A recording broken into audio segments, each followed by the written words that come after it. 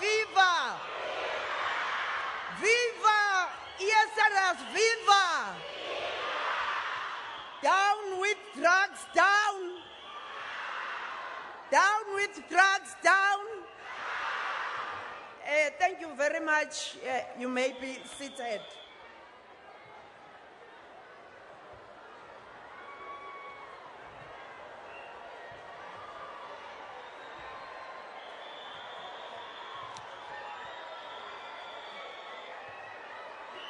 Good morning, everyone. You look beautiful.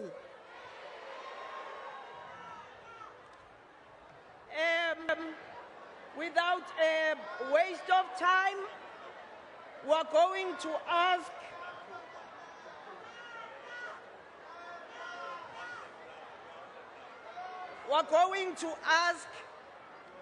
the Premier of Gauteng, Mr. David Makhura, to welcome us and introduce the political principals that are with us here today. Thank you, Mr. Premier.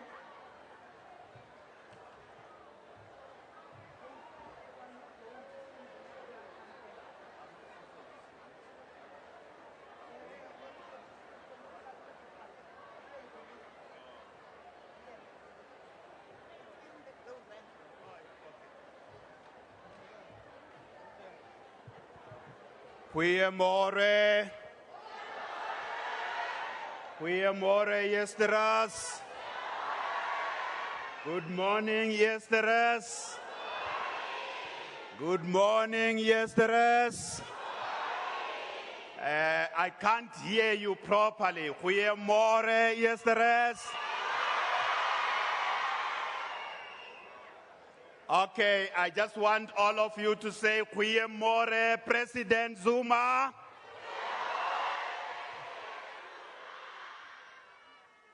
Ek kan nie hoor nie. Goeiemôre, President Zuma. Good morning, President Zuma. Thank you very much, Minister Batabile Dlamini. Firstly, you have given our President a very good welcome. You have given our President a very good welcome, but I want us to do that again. I want us to give a big round of applause to President Jacob Zuma.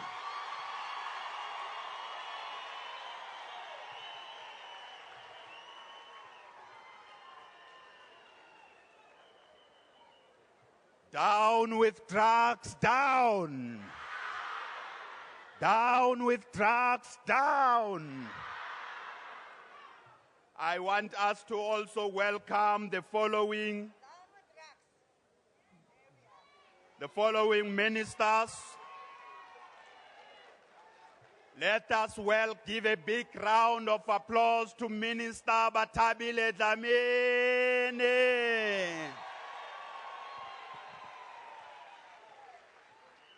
Let us also give a big round of applause to Minister Pravin Gordhan.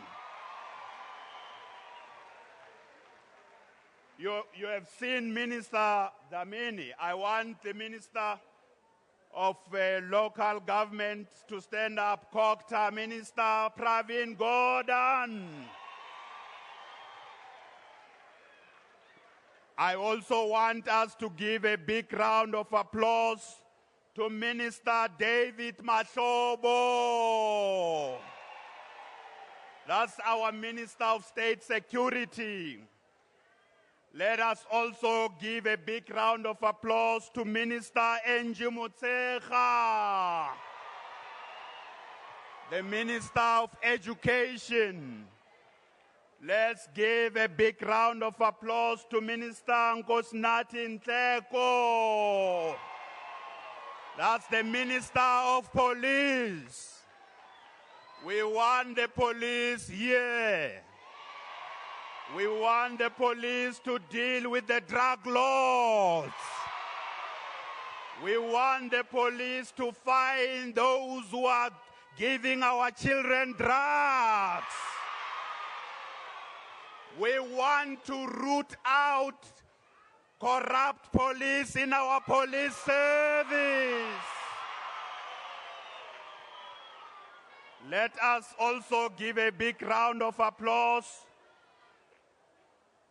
to Minister Faith Mutambi, the Minister of Communication.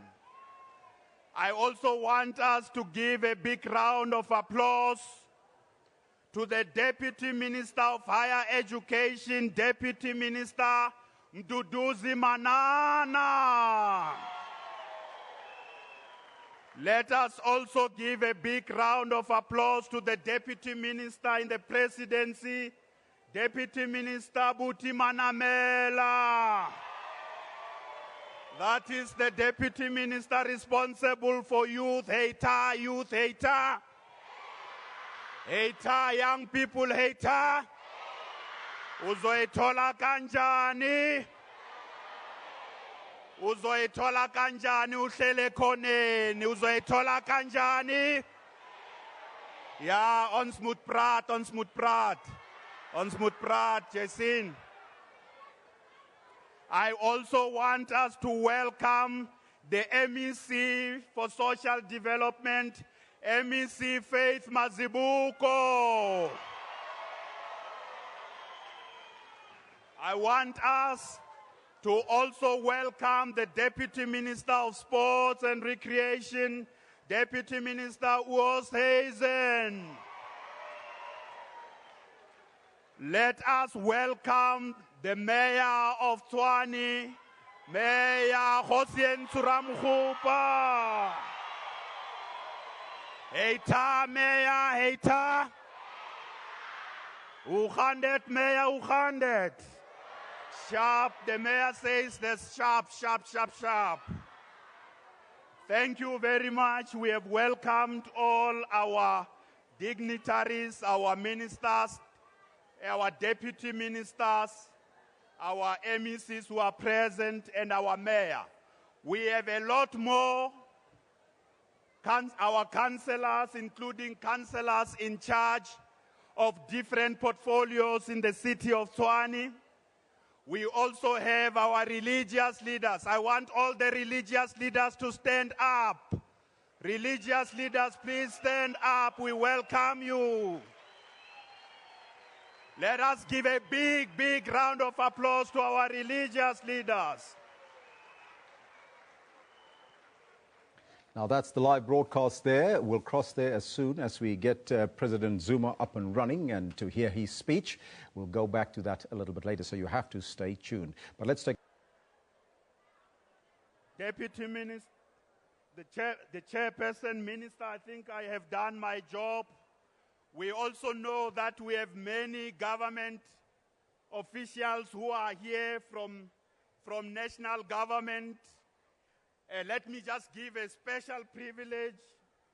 Welcome the DG in the presidency. DG. Please stand up, DG. Please stand up, DG. You know, President, I like also acknowledging the officials, because when something does not go right, you must know who the president is going to whip to make sure that that thing that doesn't go right goes right. So everybody in government, from national provinces to the municipalities, all the officials are under the DG. So when something doesn't go right, we know who to whip.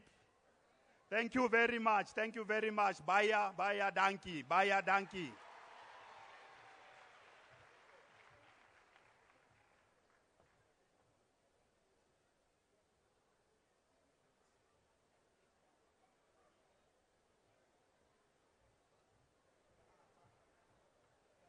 Thank you very much, Premier Makura. I think we can all take off our jackets. Those who don't stay here. And I'm happy, Premier, that you introduced the MEC, because she has been here a number of times, but also she has bought buses that move around the province to try and deal with the issues of alcohol and substance abuse. And then the lolly houses, no, I don't want to talk about that. Eersterust as needy black van Veldwerms.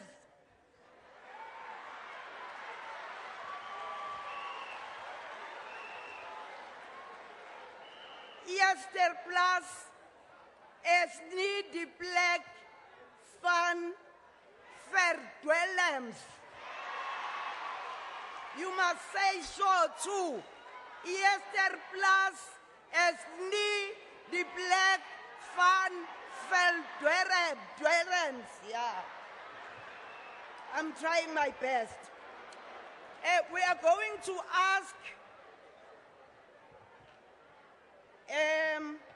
Ms. Nombali Kundu and Marcia to come up to the stage. Nombali will give her testimony, and Marcia is coming to give her support. But before they speak, when we went to Brazil to fetch our children, government allowed us to talk with South Africans that were arrested in Brazil. And then amongst them, there are those that said, Minister, we are no longer going back to drug trafficking. As soon as we land in South Africa, we will come to the Department of Social Development to report that we've come back, but also we want to be part of the campaign that fights drug trafficking, as well as alcohol abuse and drug abuse. So, will you please come to the floor, Nombali? This is Nombali. Give her a big round of applause. And then this is Marcia. So, Marcia, you can stand that side. Okay.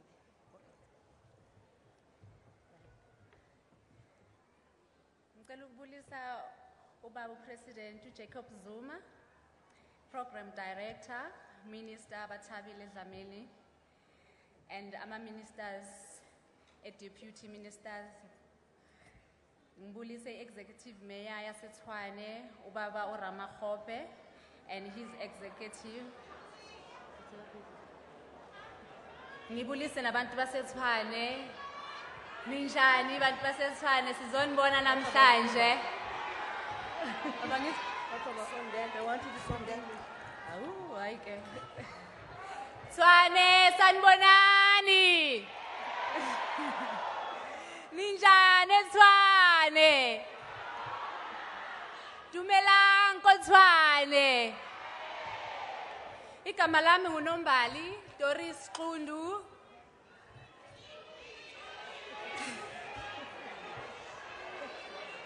So ngeze njani?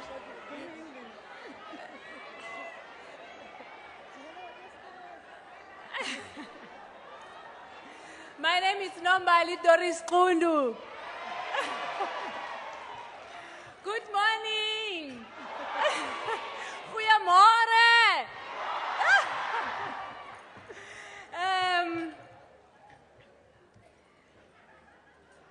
I'm 2 years today on freedom. I was arrested 2009 in Brazil for drug trafficking. Today, it's my 2 years of celebration on freedom.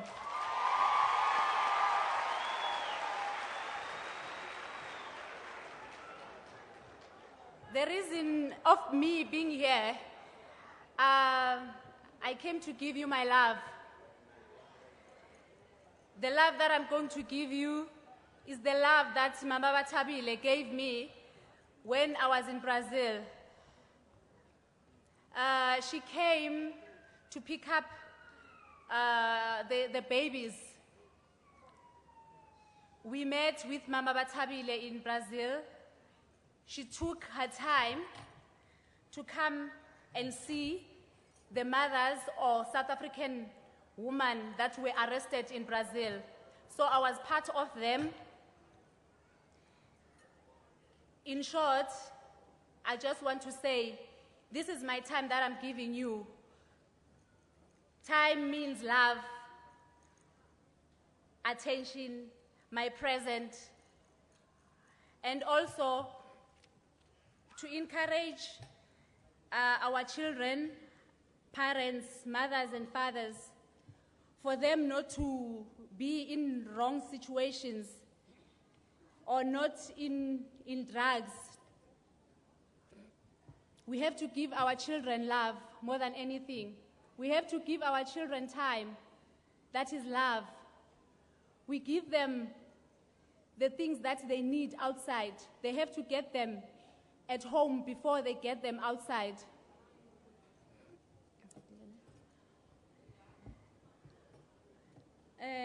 I don't have much to say. I just want to say, drugs, it's not the way. Drugs kills. To traffic drugs, even if you don't use them, they will kill because you are destroying others. Ngiyabonga.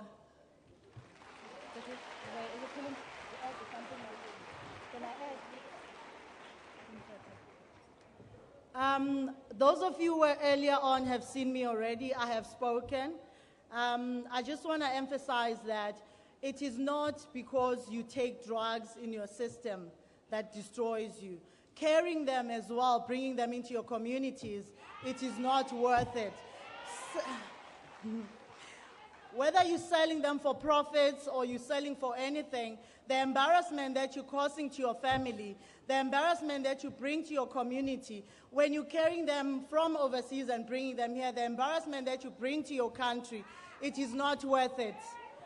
We have been the victims of drugs. Whether we were not taking them, we were taking them for our own personal gains, and that wasn't the way that we wanted to be. That's why we are here, to show that we have changed our ways, and we want to help those that are not aware that people can approach you for their own personal gain and use you without you knowing. Because the money that you get there, it is a rush. It's like you are taking drugs yourself, but it is not worth it. Just think of your children, think of your families, think of all the embarrassment that you bring to your community, people, how they look at your family when they know what you've been through in life. That's all I wanted to say. Thank you very much.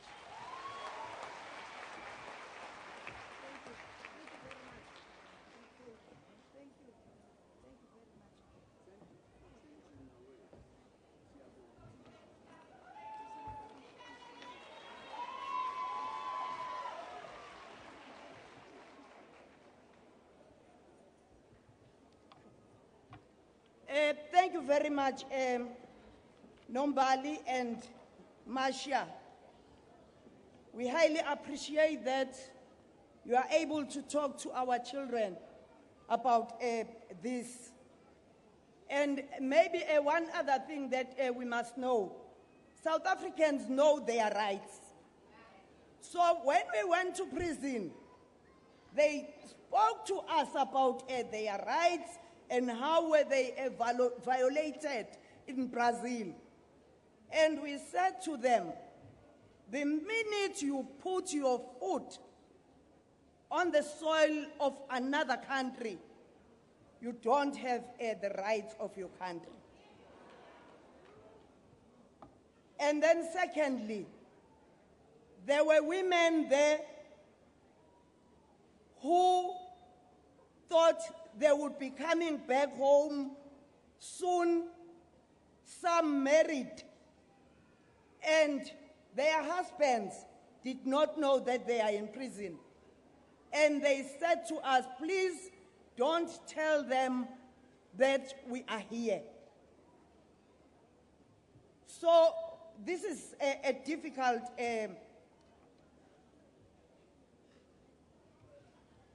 thing, and we must be happy that we have the president and ministers and government officials that have given themselves the task of fighting drugs.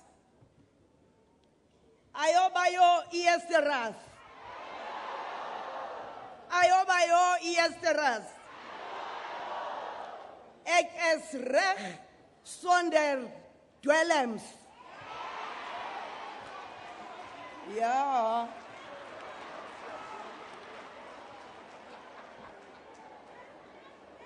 And then,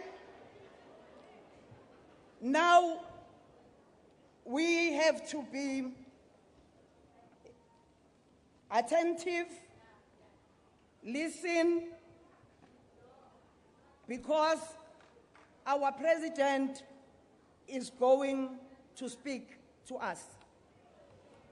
I know that we all know that the president comes from Nkandla.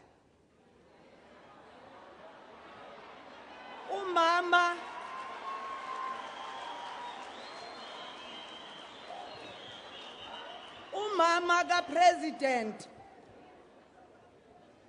umamzobe. President wangena emzabalazweni through the unions and participated there, and then involved himself in dangerous things. And then he was arrested and then served a number of years in the Robben Island.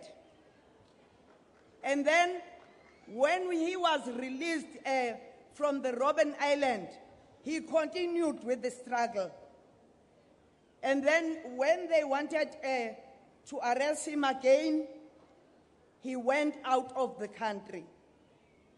And he was amongst very young comrades who started serving in the National Executive Committee of the ANC. And very few people served in that committee. They were tried and tested comrades who were prepared to sacrifice everything they had, even their lives. And then, there, out of the country, he was responsible for the ANC's intelligence. And then, when we started with the negotiations, he was amongst the first team that was sent to South Africa to find out what was going on, the vibe and everything. But also, he looked after many comrades that were out of the country. And then when he came back, he served as a Deputy Secretary General of the ANC, also served as National Chairperson of the ANC, and then the Deputy President of the ANC. And then now he is the deputy, he is the president of the country. And he is serving his second term. And I always hear people saying that government is not in contact with the people. And what I know is that the president has given himself time to talk to us as South Africans. Thank you, Mr. President.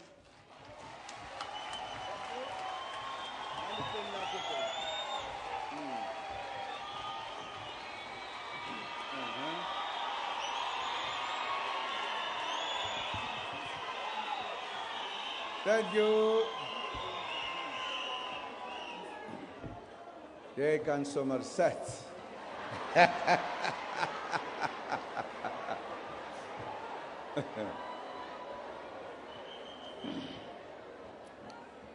Good morning. Goeiemorgen. Hoe gaan dit? Thank you very much.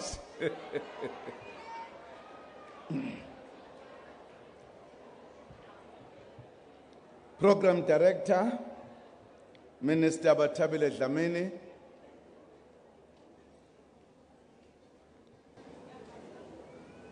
ministers who are here, the Premier of the Gauteng Province, Deputy Ministers, MECs,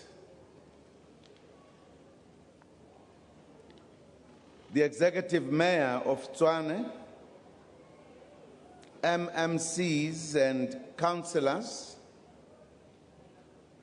leadership of the Eersterust Local Drug Action Committee,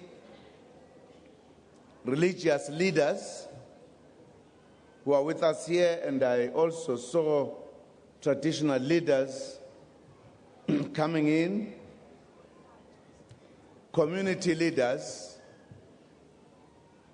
present here, the community of Eersterust and the surrounding areas at large.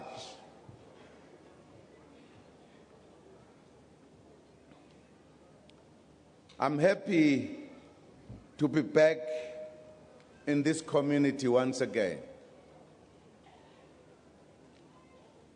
I was here in April this year visiting the Ludewyk Spice Senior Citizens Home.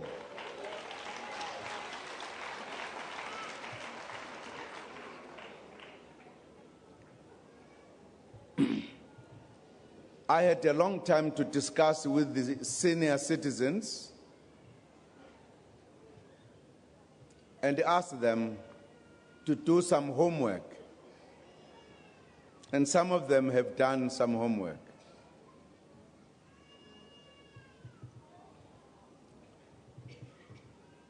Because I felt that old people are sitting there. They've got an experience that they are not telling, how they grew up, what they have come across, the times of happiness, the times of difficulties. So I invited them to write their stories because they've got time now. What happened as they were growing up, so that young people can get to know what happened. Fortunately, some have written the stories. And I promise that those who write, maybe I will do a competition, see the best stories. And I said to them, they must not be shy. There's not a single person who doesn't have a story to tell. Maybe you were disappointed by a girlfriend, in your young days, or you were disappointed by a boyfriend. What happened? How did you feel? many things. So the stories have started coming. So I'm very happy because I will put those in a booklet so that they become the stories for the young people. Because young people must know what has happened to those who are old, who have seen it all. What is it that made you feel so angry at one time? Or feel very sad?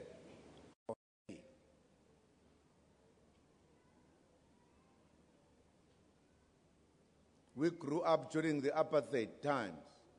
Did you encounter the police asking you, where is your pass? Huh? Were you affected by curfew? Because there were certain hours the black people are not wanted in the city. Those kind of stories. Of course, I made an undertaking that I would return to attend to the problem facing the community. Because on that day, I just came to the old age home only. And when I came out, the community were nearby, and I promised that I will come.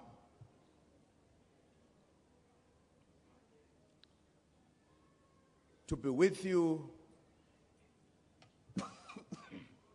to talk about the problems that face the community, particularly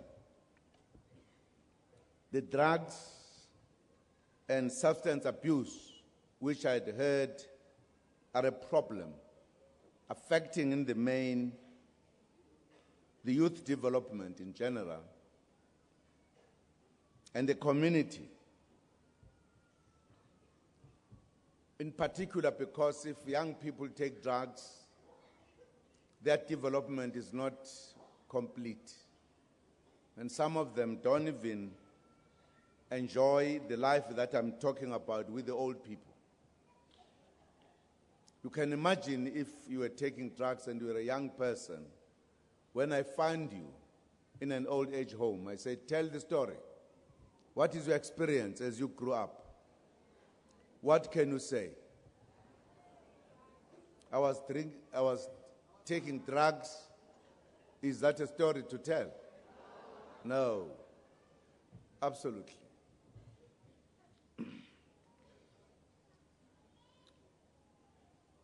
I had earlier received a letter and a petition from this community of Eersterust. The petition outlined a number of issues the community was unhappy about. They included the following: the widespread abuse of drugs and other illegal substances in the community. The petition I received estimates that over 15,000 people in the community abuse drugs. That is a serious matter. That number is too big. Normally, when people say people are abusing drugs, they are generally a minority. This was shocking to me. Behind this large group of drug abusers is a growing number of drug lords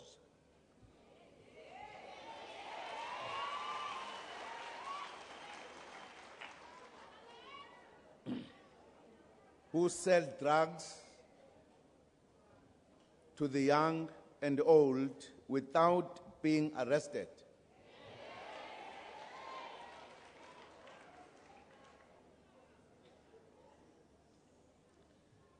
And I'm not sure whether the drug laws or whatever, they know that in fact by so doing,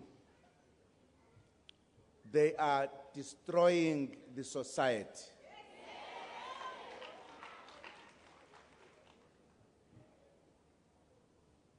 I don't know why a person should think that drugs can be a business.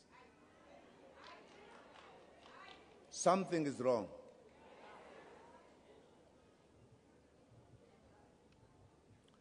The community also informed me that as a result of widespread drug abuse, other social ills have emerged, such as housebreaking and other criminal activities.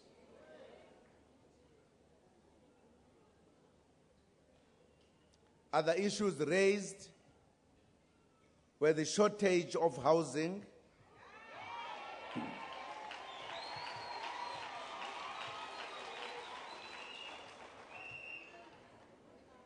and the high rate of unemployment.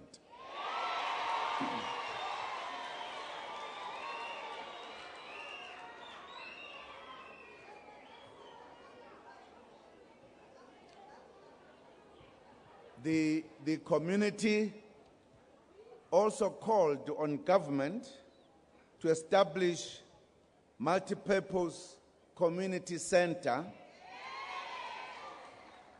in the community for the provision of services, and also to establish substance abuse treatment programs for those who have fallen to the scourge of substance abuse. I'm back today as promised and have brought all three spheres of government with me: ministers from the national level of government and deputy ministers, the Premier, and MECs from the provincial level of government,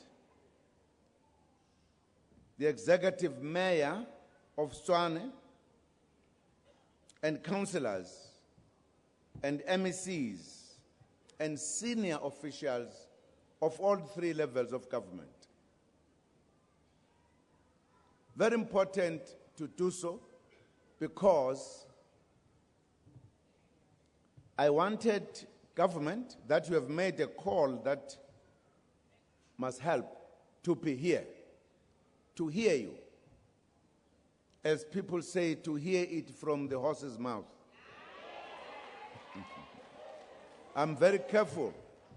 I must explain this because people one time fought about this word in a rugby board. One man who had told somebody something was giving information, and he says, I heard it from the horse's mouth. And the man who's sitting nearby, he knows it's him who told him this. And he went for him. Says, am I a horse? Huh? Am I a horse? So I must be very careful. I wanted them to come and hear it from the horse's mouth. Not that I'm saying their horse is here. All it means to hear it directly, without through the messenger. Yes. Today, I want to hear directly from you as the community as to what your concerns are. And don't lose the opportunity, because the government is here. The big one, the big government, the government who is in the middle, just speaks a little bit, small little bit, and the small one. They're all here.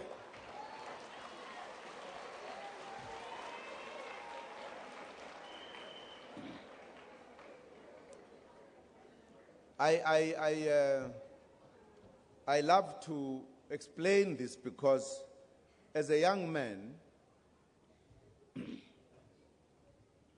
very young,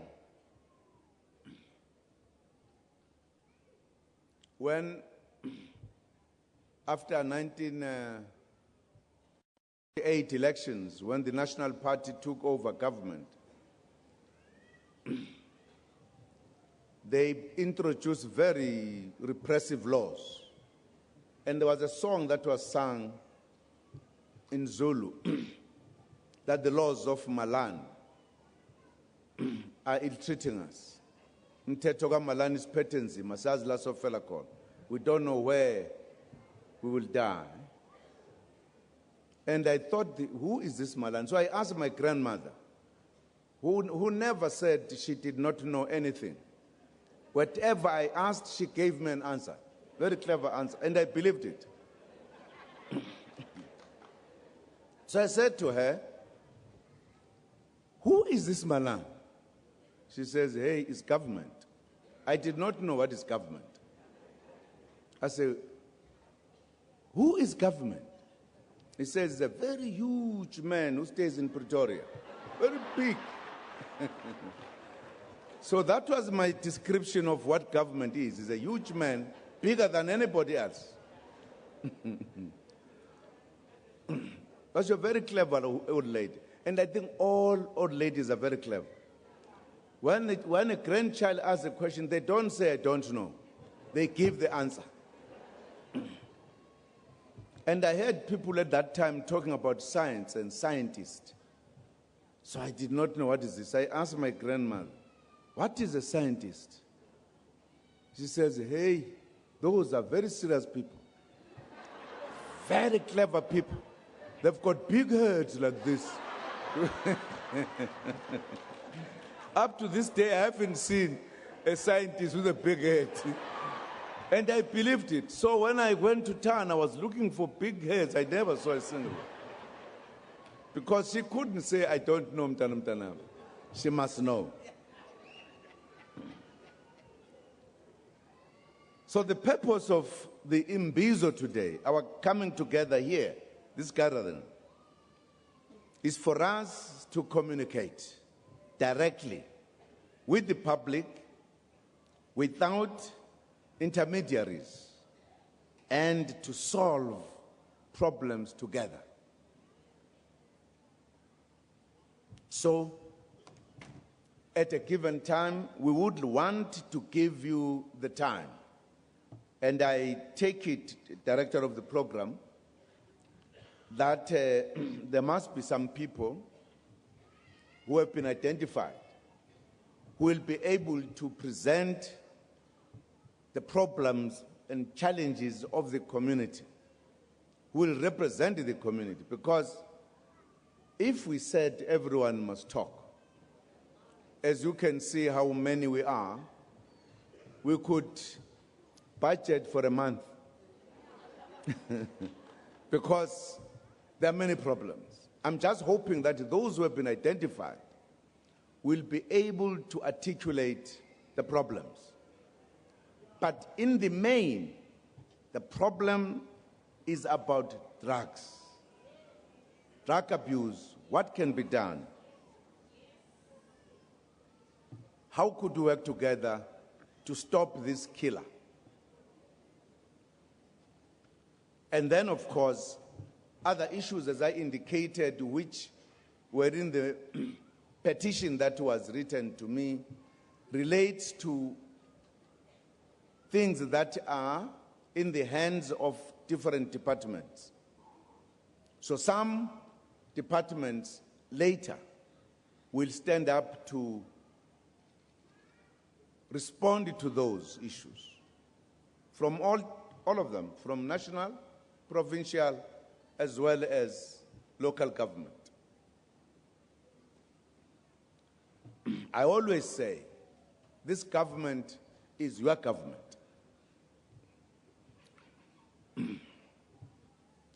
So we bring the government to you so that you don't send messengers, so that you can talk direct. Let me explain one small issue too.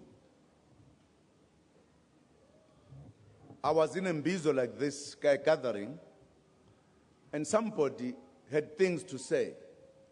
But that somebody was there, but felt, I'm not going to say she or he, so that you don't work out. That somebody felt was lost. Because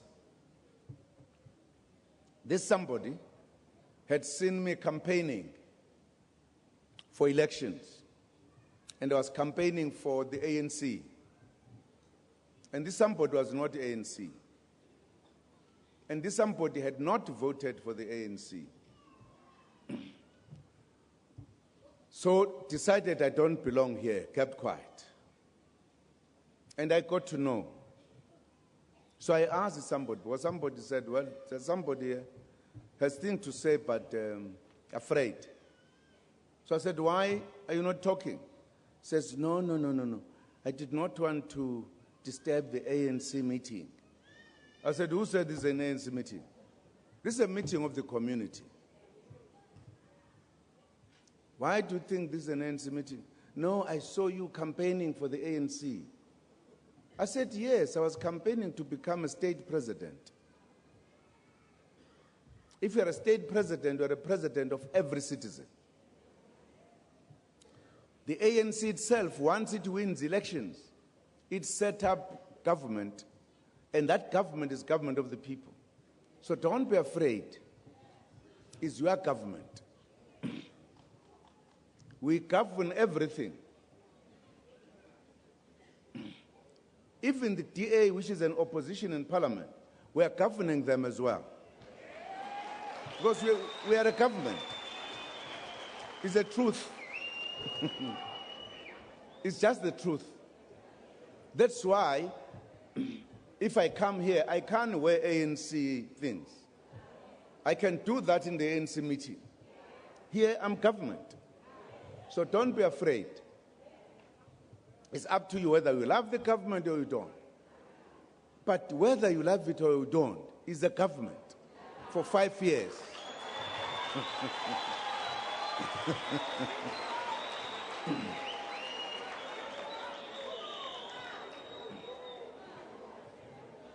And you can't say, for an example, because this is not my government, I'm not going to receive the pension until my government comes.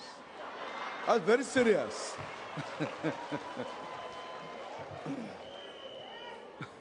So services are for all citizens. That's very important. So nobody must fear. Because you don't also have to say, my political thinking or idea or party is this. We don't want that here. We want community. Finish and clap.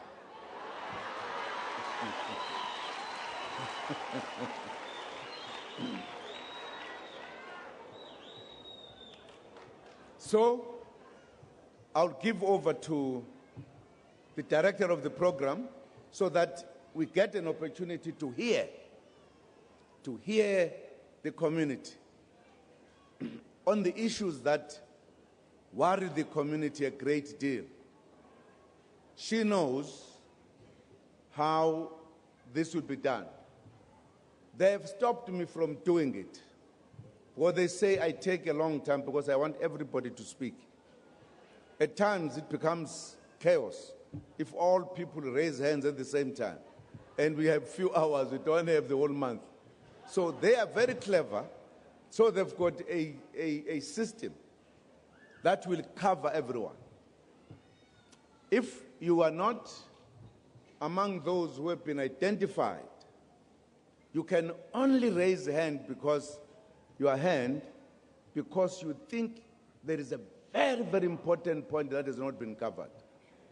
But you can't stand up and say, no, I want to support the ones who have spoken and repeat what they've said. No.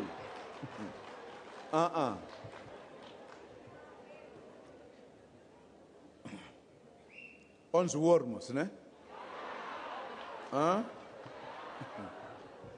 You want me to tell a story? I don't know Afrikaans. I know just a bit of it. And part of it is jail Afrikaans.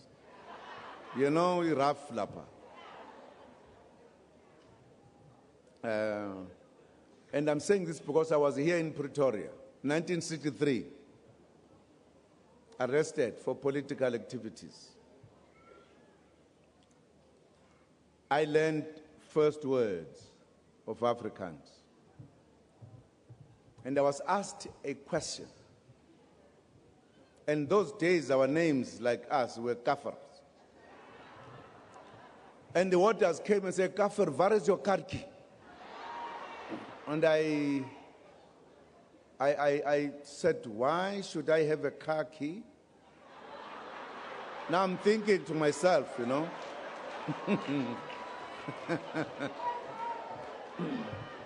And they asked me, they were very serious.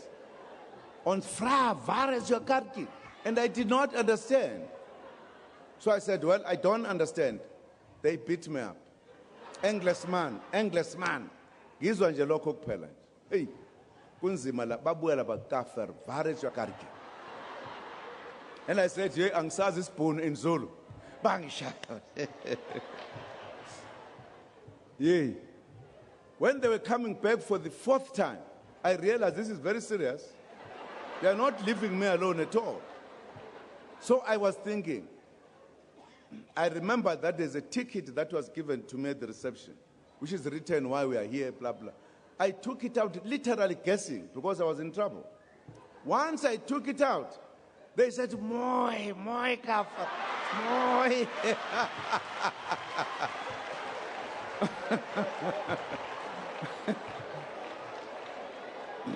So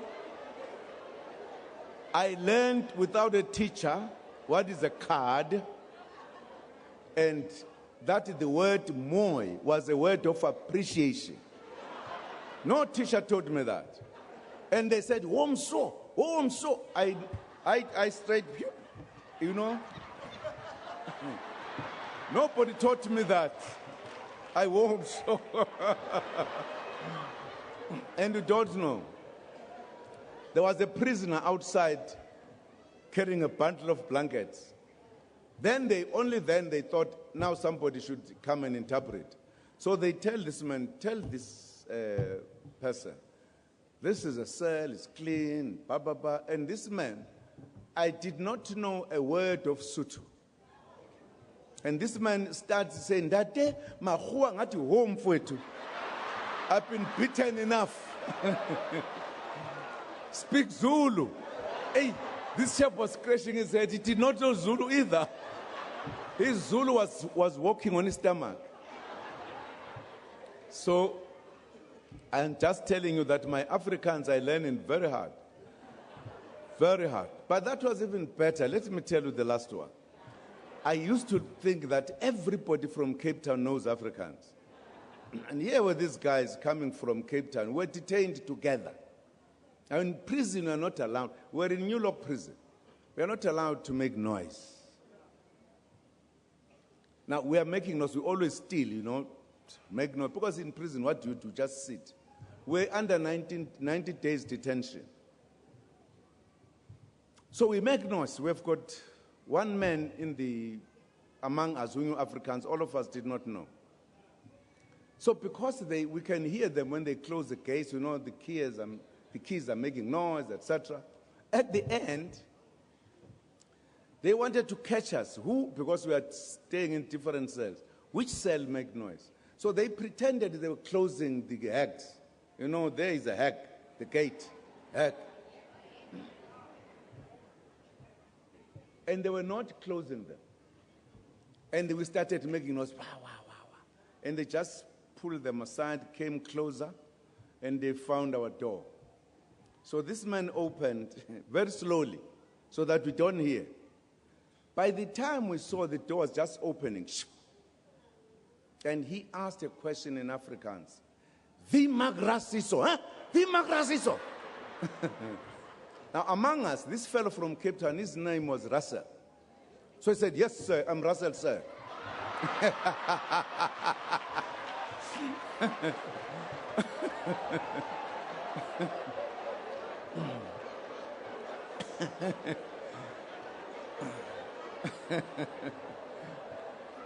And he asked again, "Ek vra wie maak ras hierso?"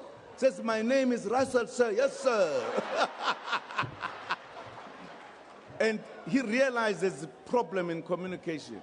So only one man, Umbata, who knew Afrikaans. So he turns back, he says, "Hey, Umbata, little pool." And Umbata just kept quiet and looked up, because we are going to be punished. And the water was so disarmed. He just closed it. Huh? Closed the door and left. This man who understood Afrikaans, he fell down with laughter. He nearly died. Absolutely. We say, "Mbata, what's happening?" He says, "No. The water is asking, who's making noise? You are saying, I'm noise." Yeah? So just watch. If I come back to the old ones, I'll tell you, these are my stories when I'm an old man. What happened to me, né? Thank you very much. Over to you.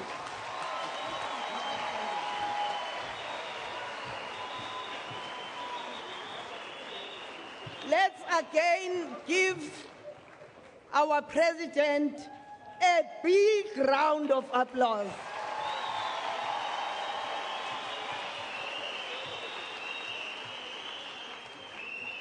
Awe masekenders. Awe masekenders. Awe masekenders.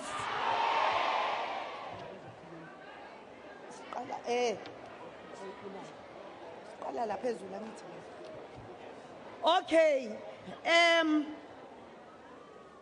We've been preparing for this with MEC Mazibuko. And we know that the president likes pointing at people. But we thought that we should have community facilitation and focus on different groups. And the people that we are going to call are going to give reports of their discussions, and we don't change a word. It's the outcome of what they discussed in various groups. So we're going to start with Mr. Leonard Sol, Eersterust Ministers Fraternal. He's going to talk about early childhood development.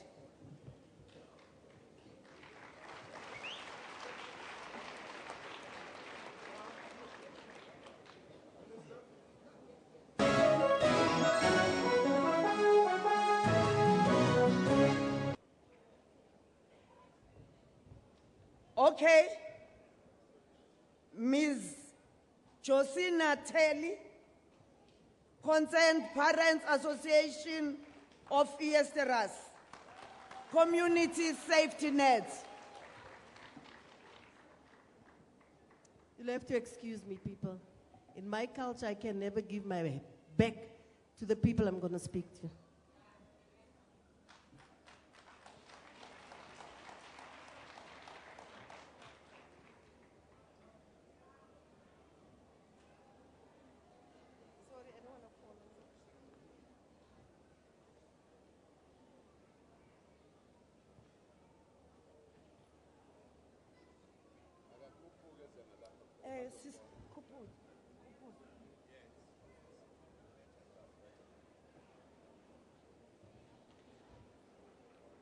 And Miss Juliet Masilela must get ready. She's going to speak about the scourge of substance abuse. And then the next one will be Mrs. Desiree Fisher, Eersterust Drug Action Committee, followed by Mr. Sialetsa, Deputy Chairperson of the Local Drug Action Committee, Charmaine Daniels, concerned parents, Mr. Masugu, Stanza Bopape representative, the scourge of substance abuse, Mr. Dion Torres, Eersterust, disability sector, Ms. Abigail Ryan, the scourge of substance abuse, and Mr. Benjamin Williams.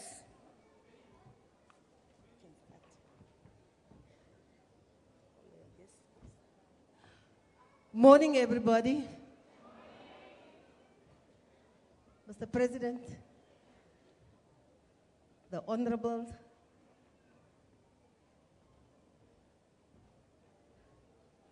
I don't even have words when I see you, my mayor, Mr. It's really an honor for us in Eersterust to have a president that come to our community, to come and address the community. This is the first time ever any president address the community. We commend you, Mr. President. And I hope, Mr. President, you came with a bag full of hope for this community of Eersterust. Because this is what we need. We need hope. People have lost hope. And I want to thank our executive mayor. I cannot go off the stage without doing this. For what you've been doing, I have to commend you for supporting sports in Tshwane, especially the Dlalanta Mozana program, and I hope that it will take it to greater heights and bring more sports and assistance to the Eersterust people. Because this is what the youth need in this community. There is no sports. There's no sports. The facility is, some of the facilities they can't even use because it's been owned by people who have that sense of entitlement that they own the place. Mr. President, I haven't slept last night, community. Firstly, I want to tell you that this community is in crisis. It's in crisis. No, people don't want to know about it, but it's in crisis. People are dying a slow death. Parents are dying. Children are dying. In 10 years, I don't know whether we will have leaders or we will have people in Eersterust.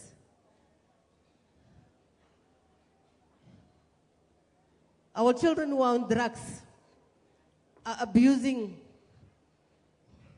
their parents and grandparents. Mr. President, the pension that you pay out monthly goes to those drug peddlers, drug dealers. It doesn't go into the pockets of the old people.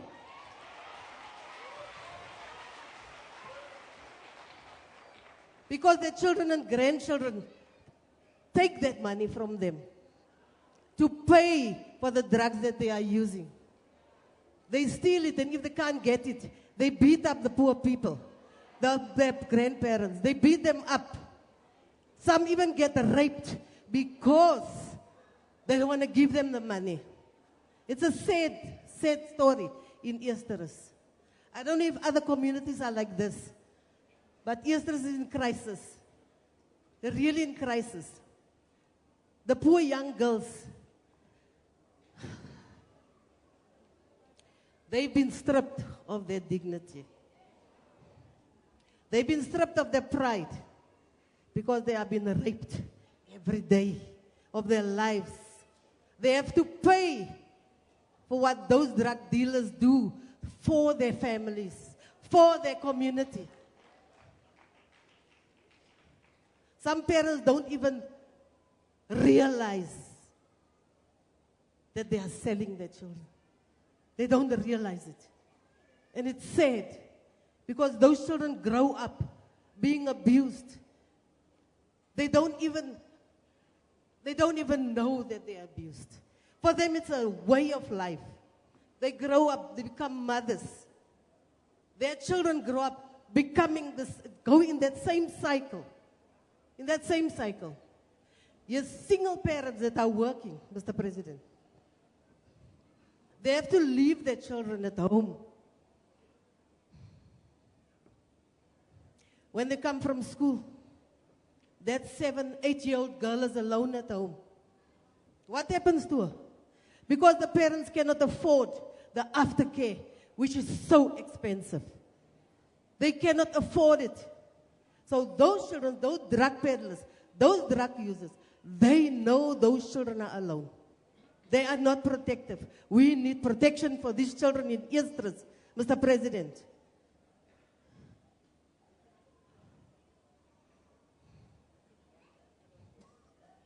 Our children are not dying physically, some of them. But mentally, they are dead already. They're already dead. So what kind of a leader, what kind of a product are we trying to get out of Eersterust with broken people?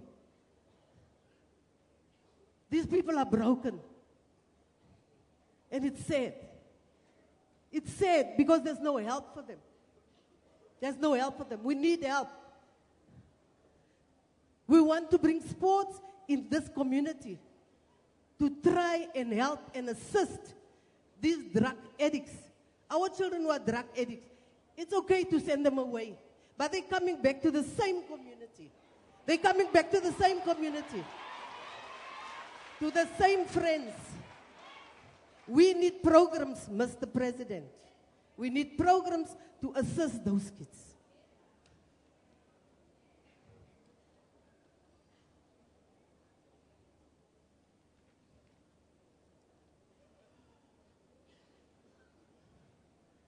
The old people. I'm also an old person. I'm 67 years old this year. And, you know, we live in big houses because we've got children, and we thought to extend the house is going to make things comfortable for you and your children. But remember, our children get older. They get married. They go out of the house. You're sitting now with a house that you cannot maintain. You cannot maintain it. Mr. President, we humbly ask you to help us with a retirement village for old people, where they can be protected. Where they can be protected. And those houses, the government can buy it or they can sell it to other people because we cannot manage. Because those drug dealers come and rob us blind. They rob us blind. They broke in my house like twice and 3 times in 1 week. You know, you don't even want to buy anything. Because what's the issue? You can just leave your door open and let them come in and take whatever they want.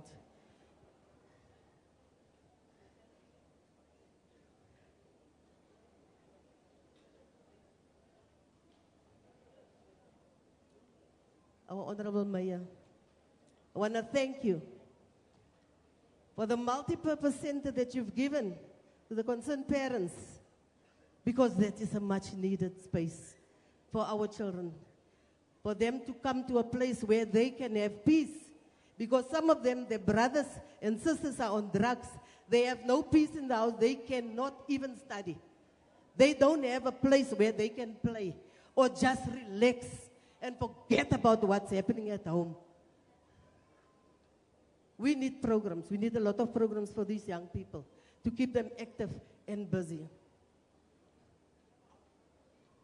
You know, the place at the old clinic, Mr. President, you've been there. It needs renovations. We need financial assistance to get that place up and running. We've tried to scrub that place and clean that place, Mr. President. But we cannot, we do not have the resources to fix up the place because we want to start with it, start running.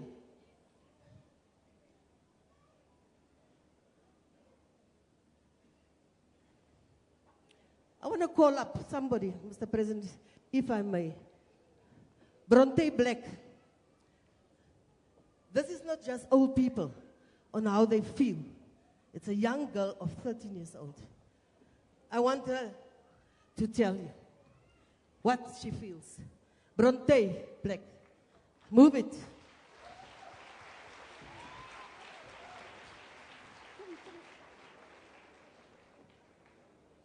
But I thank you for giving me the time.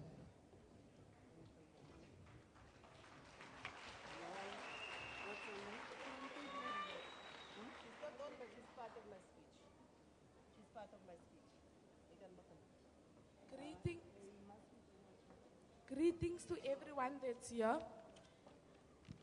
Mr. President, what an honor to meet you. I'm tired. Life isn't tied with a bow, but it's still a gift. I'm 13 and I'm tired. I'm 13. Except for a brief period, I'm attending school. I've never worked hard since I've been born. I already see challenges in front of me, given me economically. It looks as though growing older is a bad idea. I'm tired, very tired. I'm tired of being told I have to be thankful for what I have because other children don't have it. And to people who don't have any ethics. I'm tired to hear the government will take the money people earn by force if necessary and give it to people too lazy to earn it. I'm tired of being told drug addicts have a disease and we must help, support and treat them and pay for the damage they do. Did a gram rush to a dark alley, grab them and stuff white powder up their noses or stick a needle in their arm while they try to fight it off? I'm tired of people who close their eyes to drug dealers wheeling and dealing. I'm tired that parents, communities only want to act on the drug dealers when their children are hooked. I'm tired that we allow these drug dealers to take over our streets. I'm tired of our parents and grandparents living in fear because the drug dealers scare them. When we all know they think the only mistake is getting caught. I'm tired of people with a sense of element, rich or poor.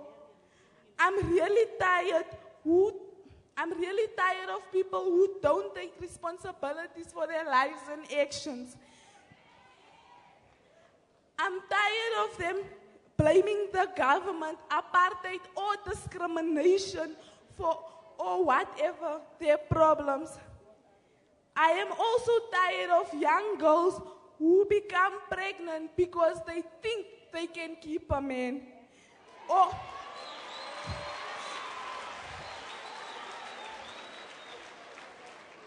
get grant which does not even cover the basics for a baby.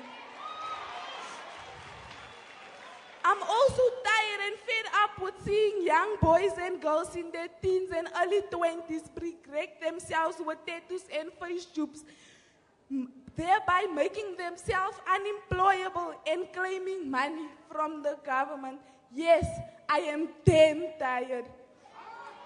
And I'm not glad I'm growing up because mostly I'm going to have to see the world these people are making.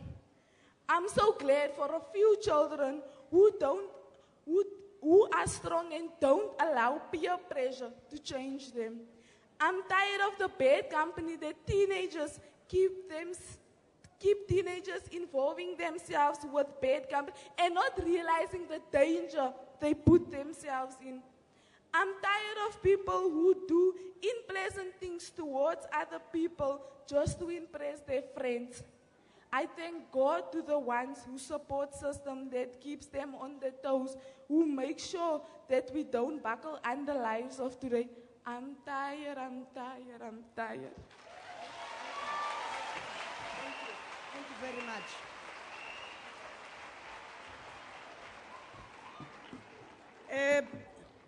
Thank you very much, Brompton Black. Brompton is 13 years old. She's in grade 8.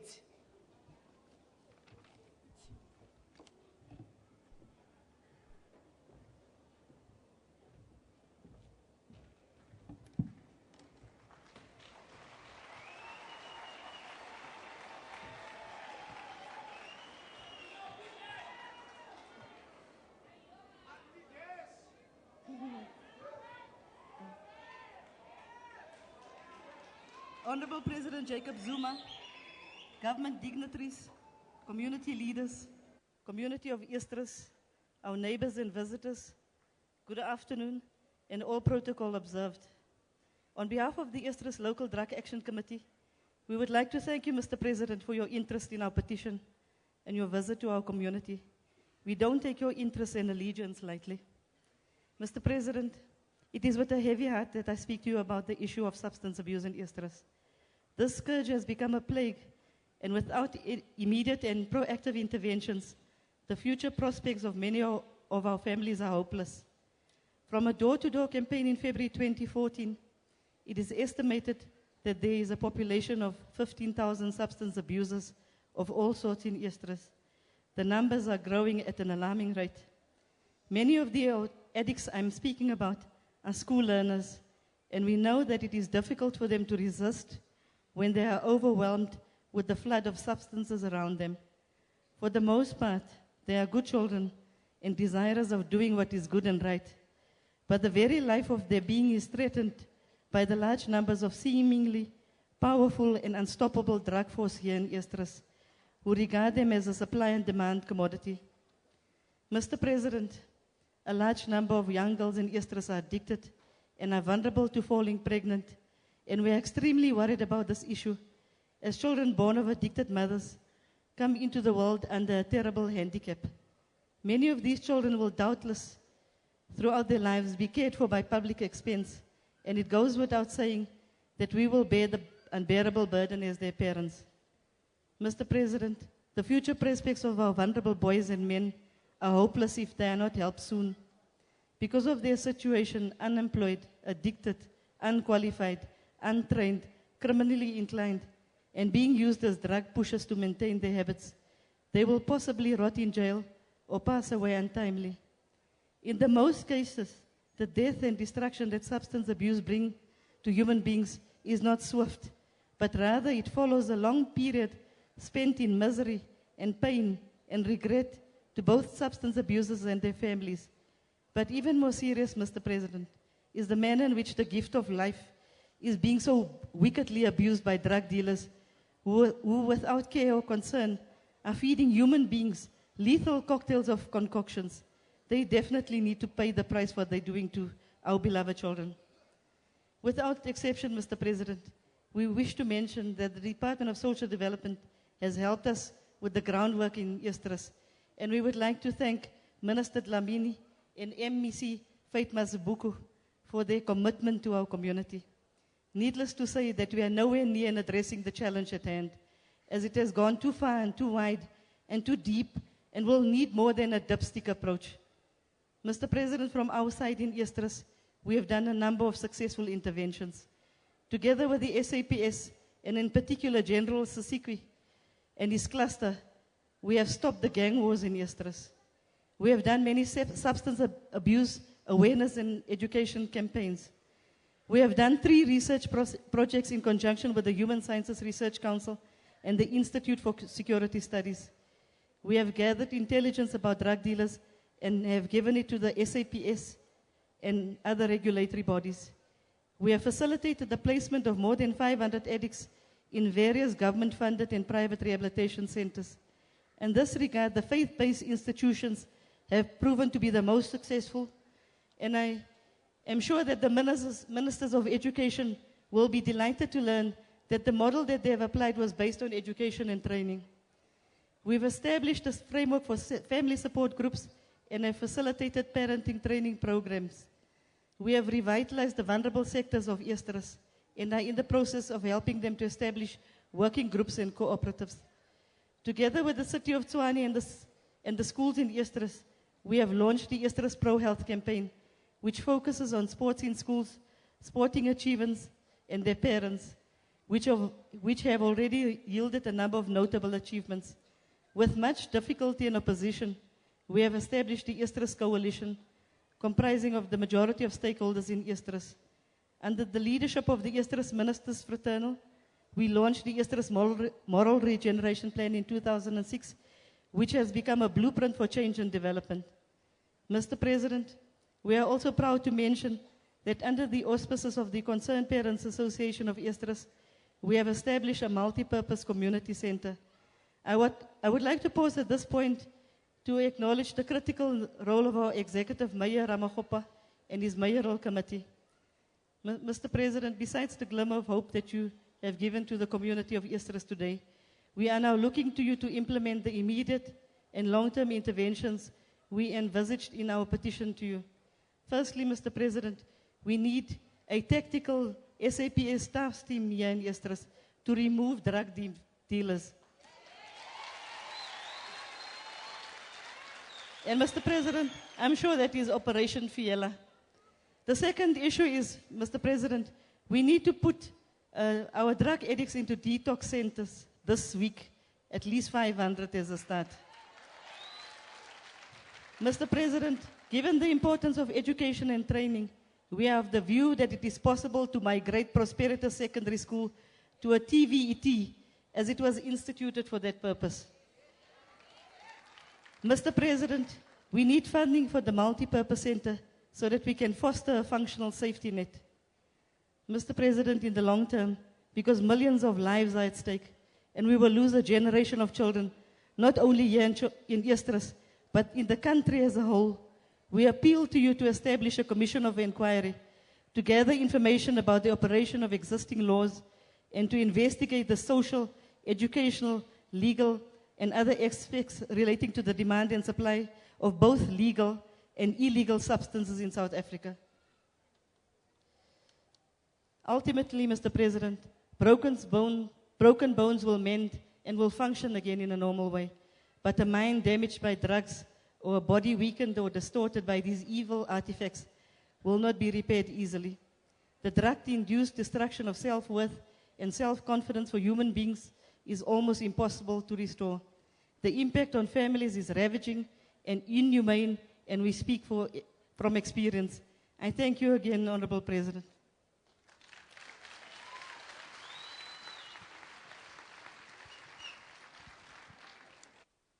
Very much. The next one is Benjamin Williams.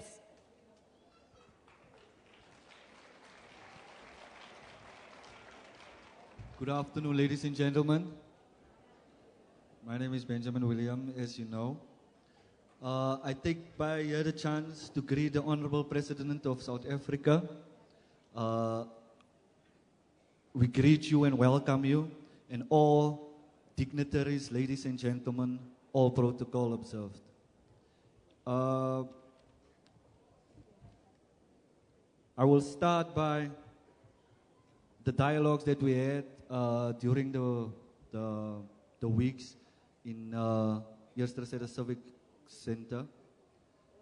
The challenges, I'm going to speak about the challenges that we have here in Eersterust. Now, most of the challenges, most of us know about it, but I'm just going to highlight on some of the stuff. Geriatric challenges. Geriatric challenges, I mean old age people that's neglected, abuse of aged people. We have concern about SASA, Home Affairs, the service point. We have to travel far, our people have to travel far to go and see SASA. Multi-purpose resource centers, it has already been mentioned, but I mention it again. Skills and development, NGOs, victim empowerment centers, old age homes, disabled persons, aftercare centers, community radio station. That's for community and communication. The SABC, we would like it to be more visible. We like to eradicate police corruption, bribery, alcohol.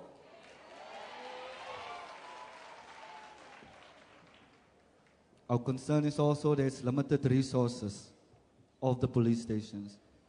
Then there's the CPFs, our street lights that doesn't work. Ladies and gentlemen, they travel very early in the morning while it's still dark. The lights is off and they get robbed and all of those things. It's a main issue also. Our infrastructural challenges also like electricities. Lights not working. People that pays too much rates and taxes on their houses.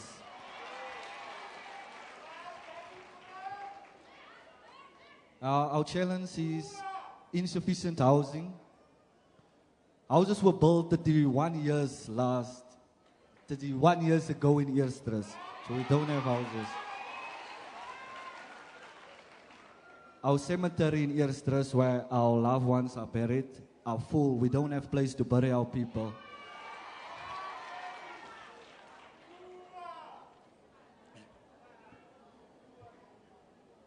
Then, amongst other challenges, we have challenges like title deeds.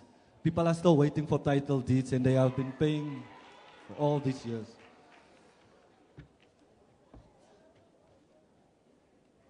We would like our sports grinds to be revisited by the necessary people just to bring sports in our community again. Conflict between community leaders. We have community leaders, but it seems like they don't understand or don't like each other, so they fight with each other. How are we going to sort our problems out if we don't even start by liking each other? Then there's the recognition of the Khoisan people. Constitutional accommodation of Khoisan people in different spheres of government is required. Khoisan people are not recognized in South Africa. Social and health challenges. Trauma centers. Identification of vacant land to build one. If we can have land for SASA offices as well also, so our people don't have to travel so far. Clinic services. Our clinic services are limited. There is not enough people to help the community, so we need some help in that department as well. We also need victim empowerment centers, drug and rehab centers, because drug is such a main issue in our community. We need all of those facilities to help eradicate these things. Then we talk about illegal shebeens and taverns, police stations and corruption, shortage of skills development. I for one know that in our community there's a lot of people that have skills, that can apply the skills to some of the youth, but they don't have that opportunities to do things like that. We talk about drugs at schools. We talk about unemployment, nepotism. Then we talk about each hospice. There's limited space also. The place is too small to service all of the community, so we need either expansion or some kind of intervention there. Our Eersterust clinic, according to the community, it's a poor health service, medication shortage, unprofessional staff.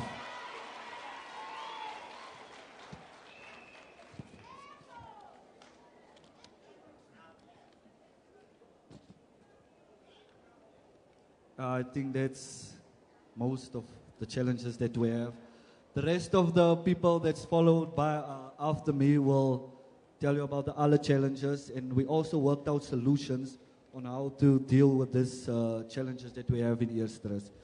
So Mr. President, thank you for allowing us this stage to present our challenges in Eersterust. Thank you. Thank you very much. Now it's Mr. Sialeta.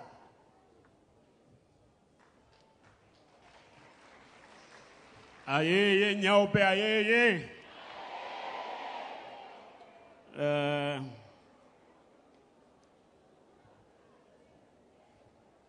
Mr. President, our Premier, our Executive Mayor, the MEC for Social Development, MMC for Social Development, and Minister Bathabile Jamin. Through the President, we have UNODC, and through the Minister Bathabile Jamin, we have the CDA. Through MEC, Umamazibu, we have the Provincial Substance Abuse Forums. And through the Mayor and the MMC Mabusela, we have the local drug action committees.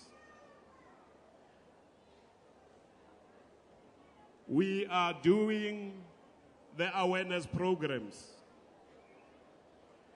But our concern, the challenges, is that we are not even sure all the departments listed in CDA, they have the National Drug Master Plan. Because for now, it seems it's only the responsibility of the municipality, the minister, and the MEC and the MMC only. We want to see the person representing SABS in CDA must be known in our local police station. Because, Minister, you remember at the National Summit, almost all the provinces are complaining with one thing. What is the use for community to be part of drug awareness whilst the police are in the payroll of the drug lords?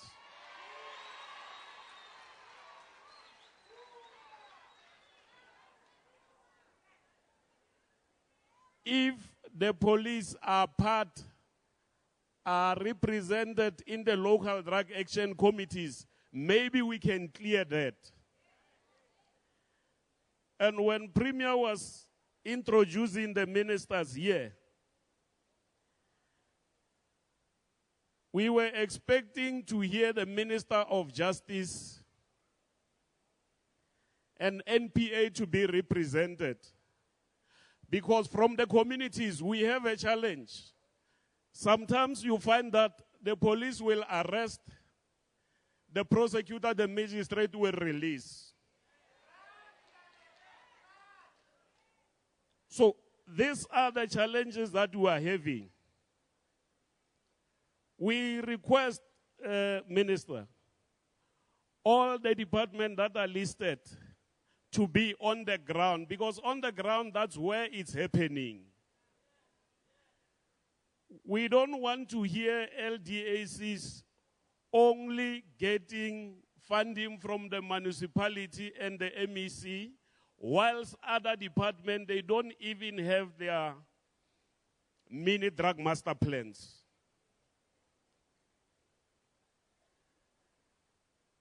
We want to prepare. The communities must know the National Drug Master Plan and its contents, and all the departments, in order, when they prepare for the National Summit, they must make the submission on the document that they know.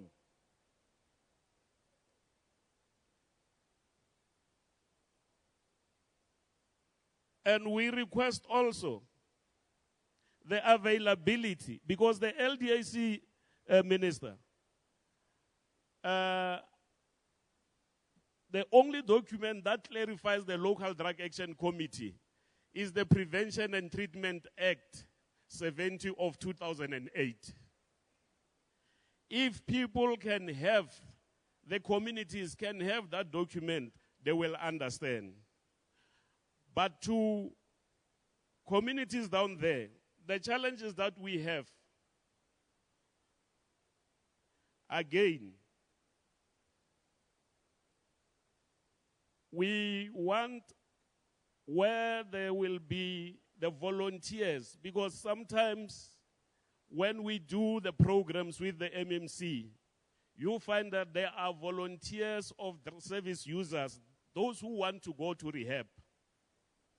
We will take them until you find that there is no space. But the programs, if maybe they can be changed in such a way, if Department of Health is fully supportive, it's not all the service users that they must go to rehab in order to quit drugs. The detoxification program, it must be known to communities, the clinics and the hospitals. Because that is where the challenge is. And also, we want a full support of all the departments when we do the workshops for the communities. Because sometimes the youth will be saying, we don't have sports facilities. We are expecting Department of Sports and Recreation to say, I will build the sports facility for you communities to avoid to linger in the streets.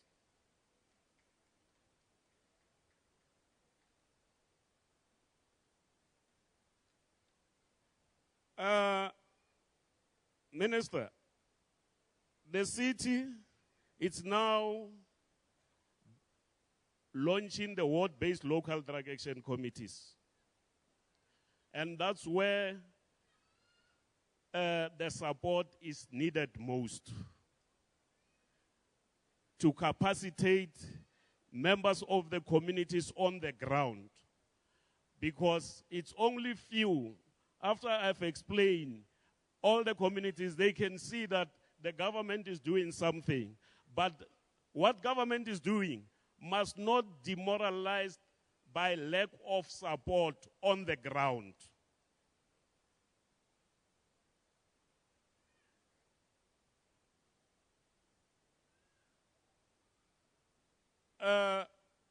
We also request the ongoing civic education to communities. For the communities, the two documents that I've talked about, the National Drug Master Plan, the Treatment and Prevention Act, let the communities know in order for a single parent who is having a child who's taking drugs must know the procedure. Now, you don't have to wait for a counselor or the local drug action committee to help you.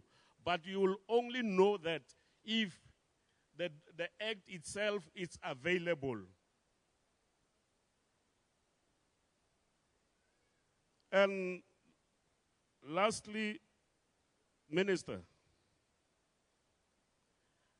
we request SABC, almost all the stations. We know we have social crime prevention in all SABCs. But where is their program in terms of substance abuse?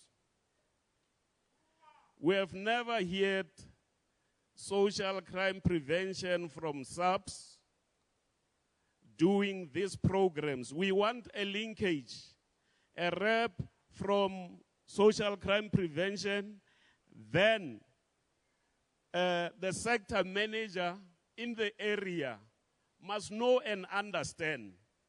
And the information, it must be from the community to the station, and from the station to community for monitoring and evaluation, because without that, it's very difficult to see if we are winning or losing.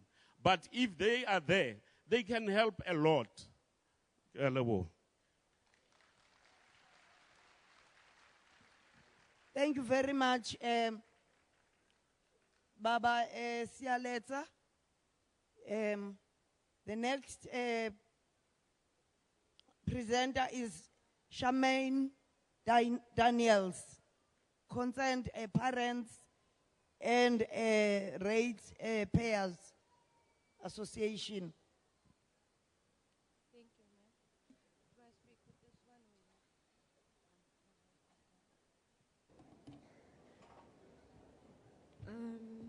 Honorable Mr. President and protocol observed.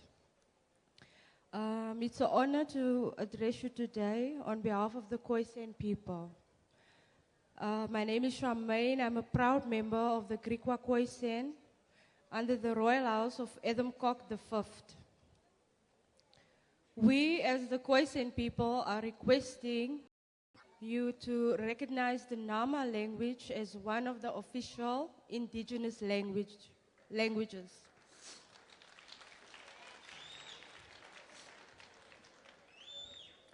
Land should be made available for the Khoisan people, and since we are the majority in the Northern Cape, we ask for the Northern Cape as a homeland.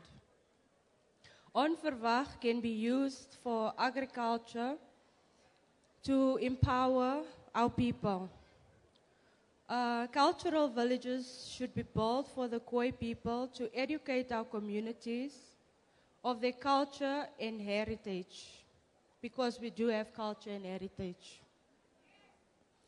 Traditional law should be implemented, because I'm sure it will be the answer to all our problems.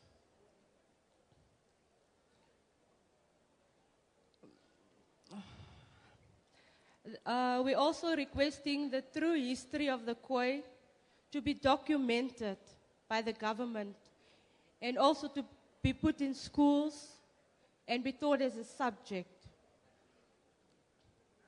We request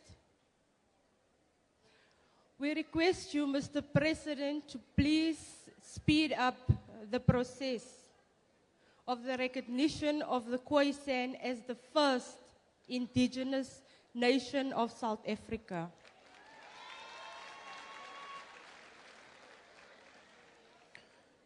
Because the coat of arms are being used, whereby the Bushman paintings are everywhere. And I believe that that is our card and transport given to us by our forefathers. Yeah, because without culture and heritage, we are like a man without a soul. Thank you.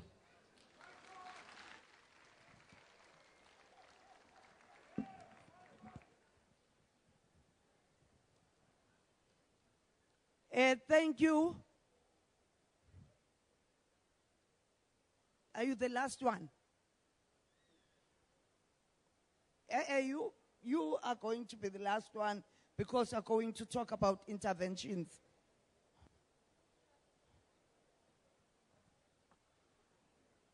Abigail, Ryan.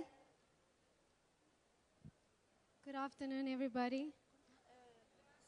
Louder. Good afternoon, everybody. Honorable President, Mayor, and everybody else. I'd like to say thank you for the opportunity to stand on behalf of the youth. I myself am youth, so I understand what people are going through at schools, at varsities, and as well as at home. Youth don't see a need to do something. Why? Because nobody believes in them. And an option would be, solution would be to find something to keep us busy with. I'm not saying the wrong things, and I'm not saying things that entertain the wrong things, but something that is entertaining, like, for instance, a racetrack. But that's just an example. Another thing is, youth don't get the opportunity to know what is out there. And since a lot of Eersterust people don't know what the opportunities are, there's no career expos to educate them on where they can see themselves in the future, or what opportunities they can see or apply for because it's not known unto them. So how do we begin to aid actually the people that need it the most? Then with love, the church is important. And why it's important is that they can assist with issues that are in the community. And these are the institutions that need more aid in trying to help them. The topic that we discussed in our discussions was based on safety and security. Disabled persons must be given the opportunity in police stations to be allowed to make statements. That means employ them. The police should be held accountable for what they are doing and have a review system in place so that people can be taken up. Enforcement. Enforcement for laws and bylaws that are in place, like places like shebeens, illegal shebeens. They should be uprooted first of all. Second of all, the illegal ones should be held, should be measured quite strictly. And preference should be given to the youth for employment. In terms of labor, the youth don't get, especially, I'll make an example with myself.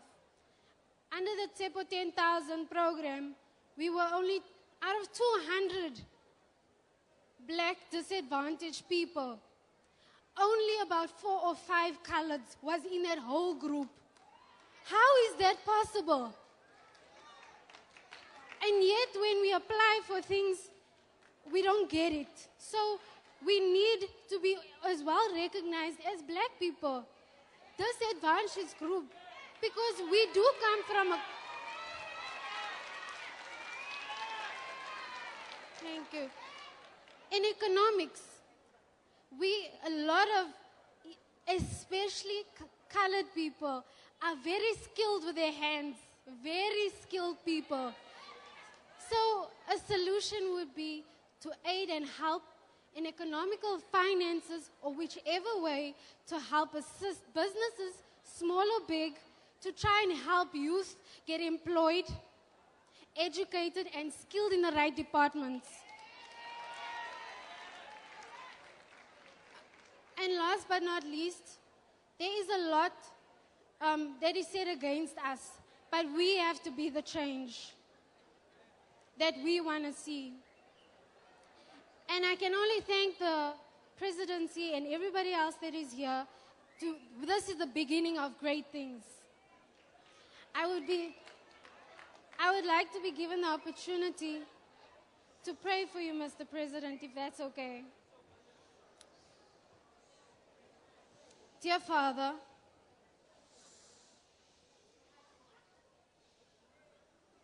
you say in your word, if we will humble ourselves, you will heal our land. We pray for the authority that you have given. Like our president, oh Lord, we pray that you will bless him and every other person in authority so that we may live in harmony and peace with one another and that we may live better and be happy. We ask this in Jesus' name. Thank you. Amen. Well done. Thank you. Thank you.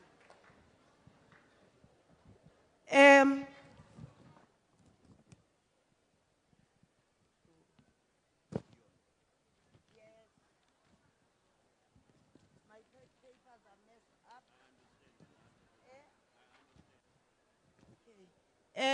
Mr. Dion Torres is going to speak from the Eersterust disability sector.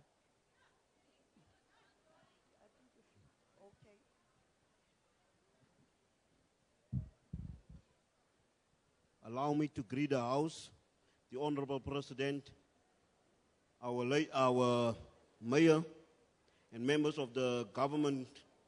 Welcome to Eersterust. It's an honor and it's a privilege to invite you guys to our community. And allow me to say something from the bottom of my heart. As you can see, I'm not speaking from a piece of paper. I'm speaking from the bottom of my heart. And I really sincerely say that it's not everybody that use drugs in Eersterust. Let me give you a positive side of Eersterust also, Honorable President. Regardless of the statistics of people using drugs, I respect it 100%. But what about those people who don't use drugs? Is there anyone that caters for those who doesn't use drugs? Let me be honest with you, sir. There are a few young guys that's standing here who came out of prison. And really, to be honest with you, nobody is speaking for them. And allow me to speak from the bottom of my heart to say, I ask the social development people to assist us in programs that we can cater for those guys who are not able to go back to prison. They can also become the next president, as Mr. Jacob Zuma said. He came from prison to a president. And allow me to say it honestly, sir, for our young youth that's standing outside there, give them the opportunity to prove to themselves, not all of us are using drugs.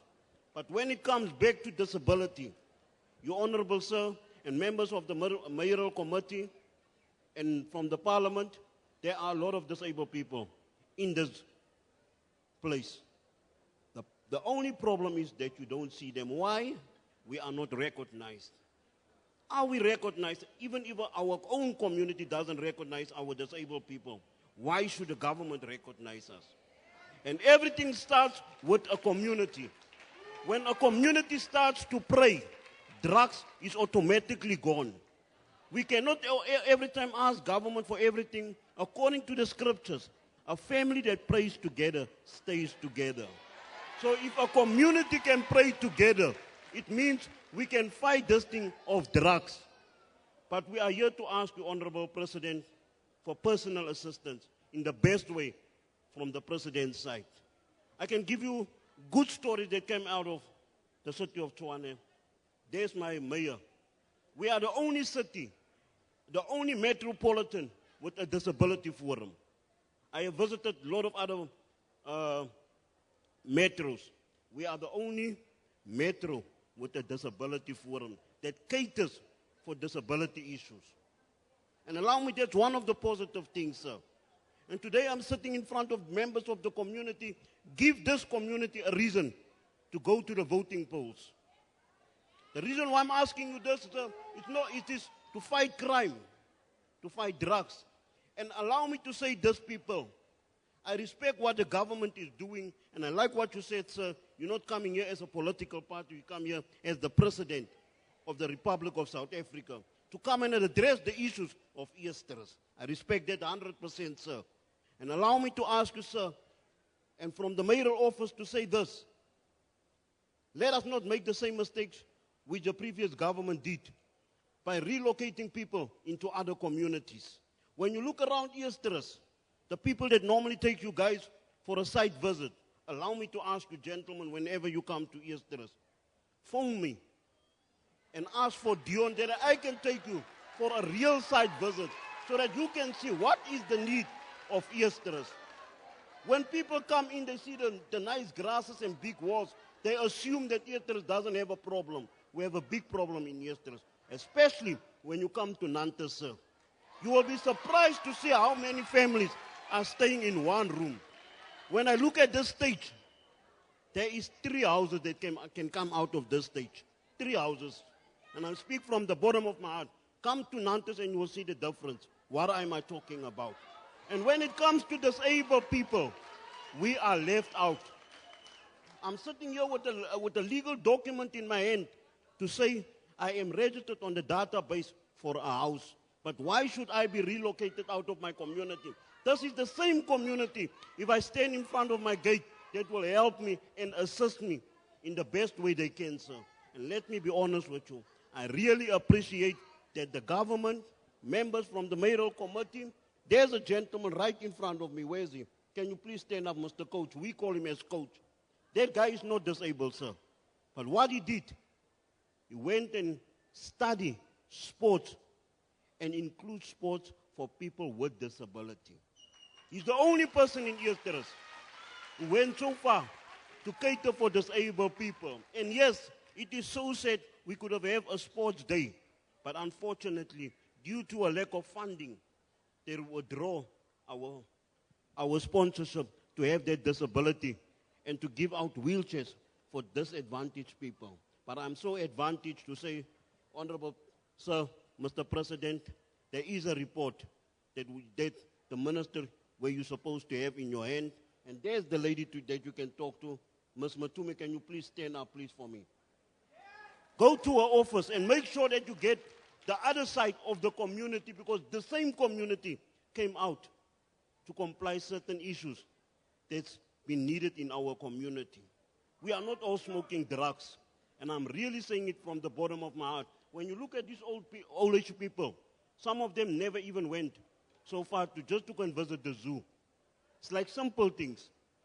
I think, and I must say, Honorable President, I'm glad whenever you come to Eersterust, you go to the older people.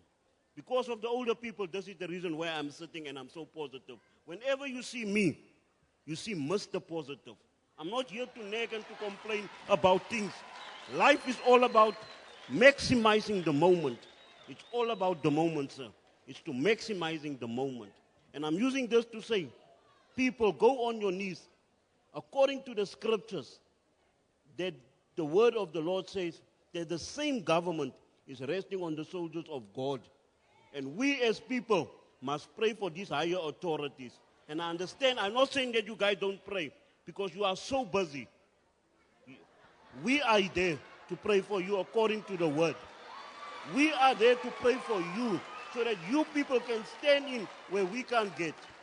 So I'm actually saying from the bottom of my heart, Honorable President, members of the committee, I will always pray for. I might not go on my knees, but I will raise my hands to the mighty God and say, Lord, guide these people so that they can assist the communities in the best way they can. Because many times we make the plans, but the answer to our prayers is God himself. Only God can give us our answers. And Honorable President, allow me to give you this piece of paper, sir. Allow me to give you this piece of paper. I made it my personal means to go out in Eersterust to identify a piece of land where I can get my own house and give those members of the community a good reason to go to the voting station, then to show the people that the ANC is not the ANC of promises, but it's an ANC that delivers. Thank you, Mr. President. Thank you, sir.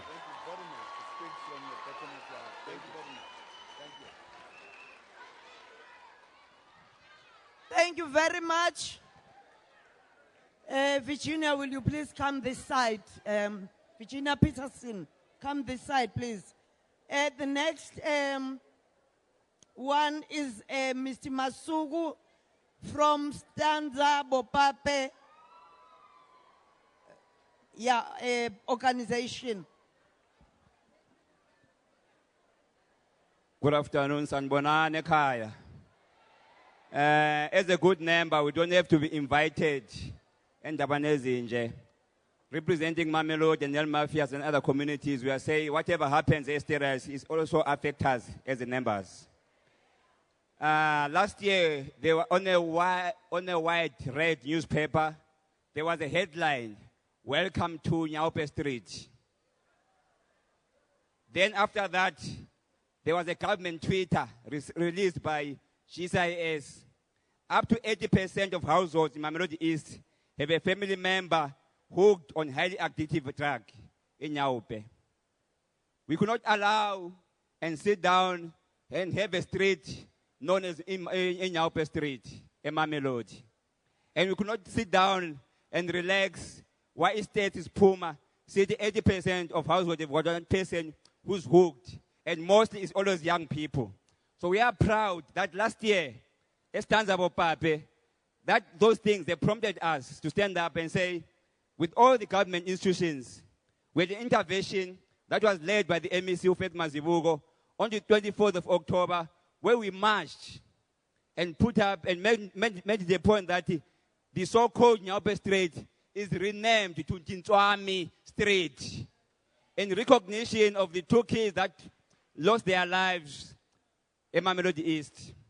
But what we are still appealing is that there's so much that we need to do as a community. We could not only say, it passed last year.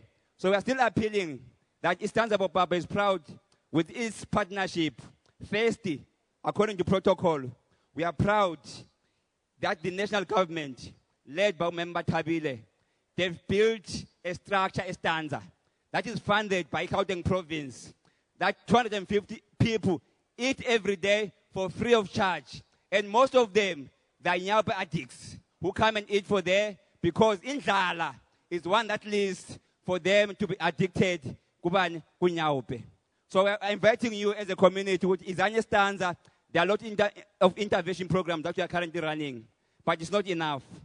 As we speak, we are proud that we have got young people about rehab, who are in plumbing, welding, skills program. It shows that our young people can be rehabilitated if we put up systems and programs for them. Because an idle mind is a dangerous mind. So if they've got skills that they can come to the center and do programs, they will make the point that in the it will be reduced. Substance abuse, nendlala. So we are saying to the president, there's so much that you are doing in Mamelodi, and it affects Abanbase Eersterust. We are welcome also. Let's extend our programs to come Eersterust. Eersterust community are welcome to come in Mamelodi. We are neighbors. Because whatever happens, Lapa, it affects us as your neighbors also. In conclusion, there's a slogan, Kimoja, no thanks, I'm fine without drugs for the province. We are proud of that slogan and we are living it. And we are saying to the mayor, understand, you have got your own team. Boss. We are saying, if there's one place that you want to pilot anything and reduce in Nyaupe, is a Eersterust. And Premier, understand you are visiting Mamelodi as part of the Risano program on the 1st of November. According to the email that I saw, Ufunuguza Mamelodi West Community Hall, come to the Far East. We want to host you 1 November. Please change. It's a Eersterust of Public Development Center on the 1st of November. Then you will see what we are doing. West, but please come to the eastern side and see the poverty, and you'll be proud of things that are happening. Please, the officials that are here, Premier as one, accompanied by the Honorable Premier also, if possible, Nomungameli, on those few words, I would like to say we humble, really appreciate the opportunity that you've been given today. We have a stand Lapana. For more information, Ikona Lapana Kumaki, Siabong. Thank you. Thank you very much. The next one is Mr. Leonard Saul, Early Childhood Development.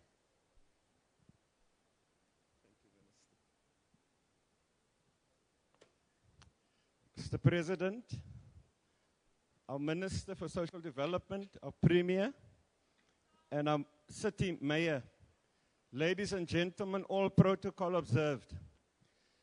It is a great privilege for us as Eersterust today to address you and to inform you about our early childhood development facilities and the opportunities for our children to develop.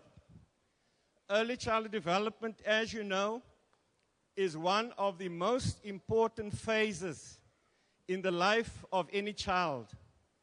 And we have adopted the program of developing a child holistically, physically, spiritually, socially, educational, and today we are here as the community of Eersterust to just share with you some of the challenges, but also some of the opportunities we have as a community. In Eersterust, as you may have heard, we have about 4 primary schools. And at 2 of these primary schools, we have a grade R class. And our challenge as a community is that we need to ensure that at the other two primary schools, we also have a Grade R program. When we look at the statistics of our children, 5 turning 6, who have to attend a Grade R class, about 4,000 children enter Grade 1 on an annual basis. But Mr. President and our Premier, our Minister, when we observe between 6 o'clock and 7 o'clock every morning, we have taxis, we have vehicles that leave our community because there are other better resourced ECD centers outside of Eersterust. Our challenge is, and this remains a challenge for the rest of South Africa, as we've heard on the news this morning, when there was a head-on crash between two taxis, our greatest fear is that some of these children who leave our community and actually make use of these vehicles will be involved in such a tragedy. And therefore, it is important for us to look at the next challenge that we actually want to address. The next challenge is actually having a fully serviced, community-based early childhood development center. We don't have one of that nature in Eersterust. Most of our children are kept in home-based centers which are attached to homes. And these homes belong to owners, they belong to principals, they belong to parents who actually use this as a business, as a living. And therefore, when there is a problem in the household, when the father does not want to accommodate children anymore, or the mother, such an ECD center closes, and these children have to go elsewhere. And therefore, our second challenge, Mr. President, our Minister, is that we should identify premises in Eersterust that can be rezoned, that we can actually have an early childhood development center. We believe that children are our greatest asset in our community. And as you may have heard from the other speakers, later phases in life, these children become involved in drugs, they become involved in alcohol abuse.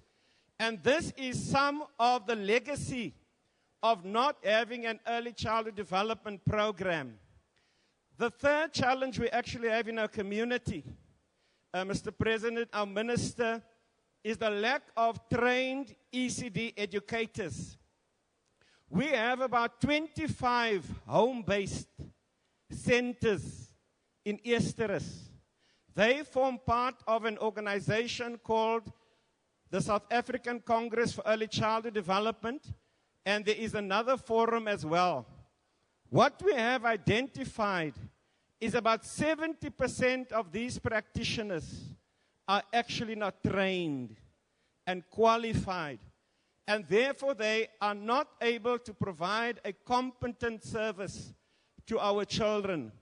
So what we need to look at as a community, Mr. President and our Minister, our Premier, is how can we actually support these ladies and men who actually work with children in our community.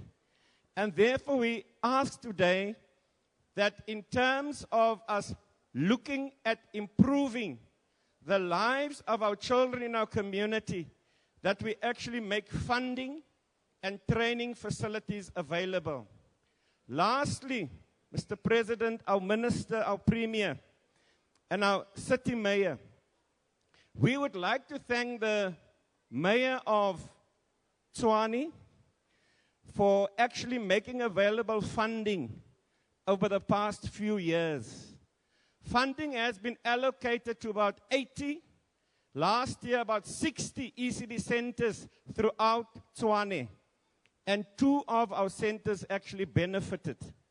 The 100,000 rand was used, 40,000 towards training of ECD practitioners, 40,000 towards educational equipment, 10% towards buying equipment like mattresses, and the other towards administration. So we would like to take this opportunity as a community of Eersterust to thank our executive mayor for making that funding available. I think the mayor needs a hand today for that. Secondly, we'd like to thank our Honorable Minister of Social Development. As you know, there is a new early childhood development policy that has currently been released and will be finalized. This policy will cover areas such as human resources where practitioners are trained. The other area will be communication, how people are informed about the progress of early childhood development. But Minister, one of the areas I really like is the area of funding model. Our ECD centers who are able to receive a stipend of 15 Rand per child per day. Not many of our centers actually receive that because they are home-based. And one of the challenges we have is that when you're home-based, the center should be rezoned. And when we approach the city of Tshwane, the officials, some of the rezoning costs can escalate up to 20,000 per early childhood development center, which is truly very high. So I think we actually need to look at that. How can we actually make available mechanisms that can allow early childhood development centers to be rezoned?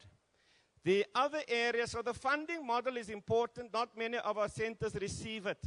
But I think we should actually work towards a sense where our practitioners are trained, and when they are trained and competent, they should actually receive a salary that is a living salary.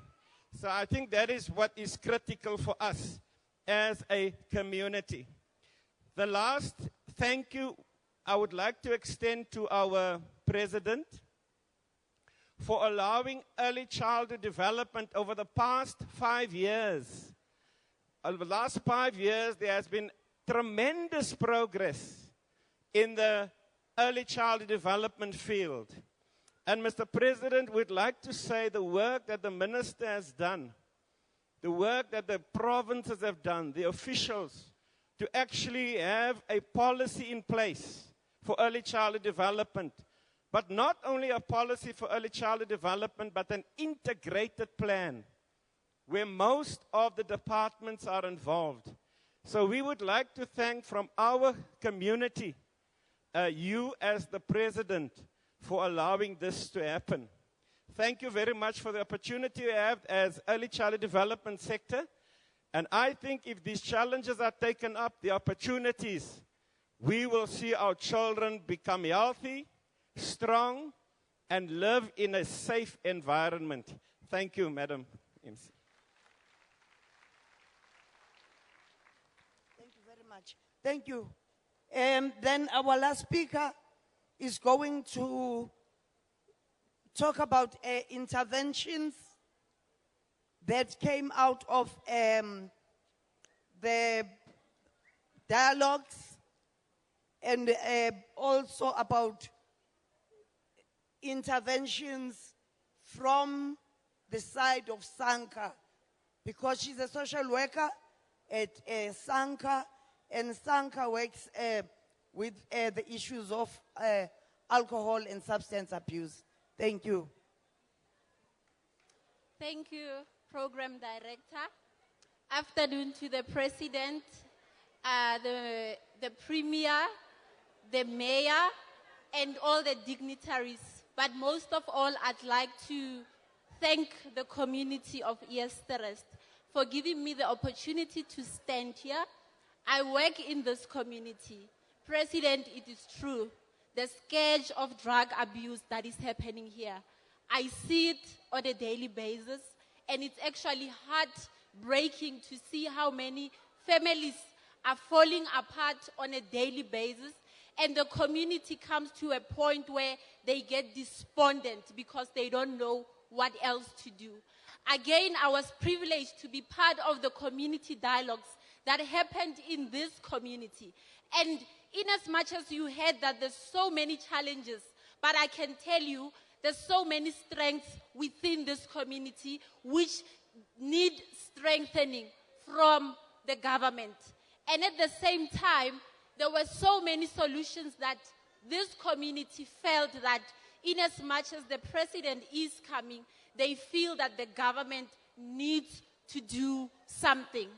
And in that case, when it comes to the issue of substance abuse, yes, it's one of the major issues, but out of that one social problem, there's so many social problems that fall within that very same category. We look at the elderly community of Eersterust, they're very vulnerable to an extent that there's homes, there's older people who are being abused on a daily basis because their children demand money to buy drugs. They even are defrauded of their SASSA grants because they don't know what else to do. But this is what the community of Eersterust, throughout the dialogues that we had, that they felt that they need the government to do. And when it comes to the elderly, the community of Eersterust, what the community has said, the community members felt that the elderly, they need to have a retirement village because the old age homes in this community, they are very populated. And again, the other thing, what the community felt that they need the government to support and to fund the community initiatives that are happening within this community. There's a lot of initiatives that are going on, but they need funding in order to go on. And when it comes, Honorable Minister, when it comes to social development, the community, yes, the government is doing something, but the community of Eersterust, throughout the dialogues, what I found out was that they were very unhappy because SASSA is almost not operational in this community. To an extent that they have to travel to go to Mamelodi to access services, and of which the office was once operational, but it was closed without the community being told why the office was closed. Second of all, the Home Affairs is also not operational. People are saying that they have to go very far to get these services, but you're saying the government is in the community, but they feel that they are so marginalized that they have to go out of their own community to look for services somewhere else.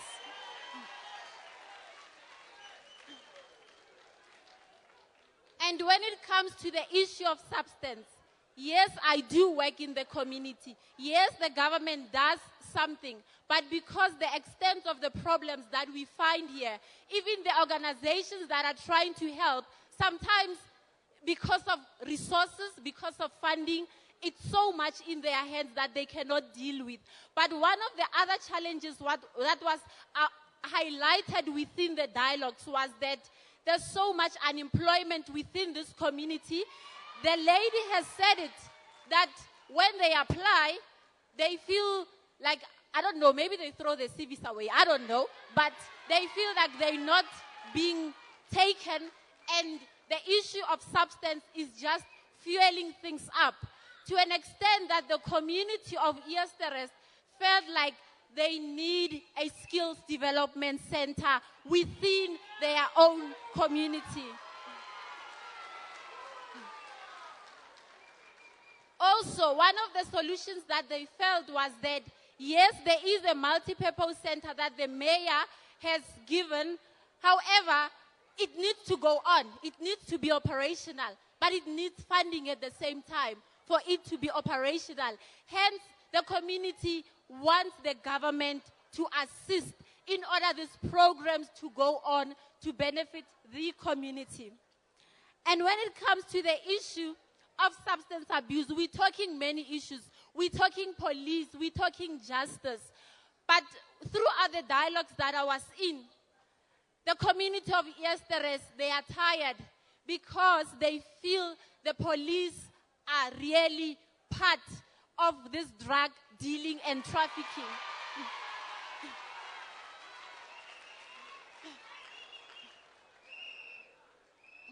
To an extent, President, that the community requested that the police that are in the Eersterust police station be screened for office to see if they are really fit to hold office.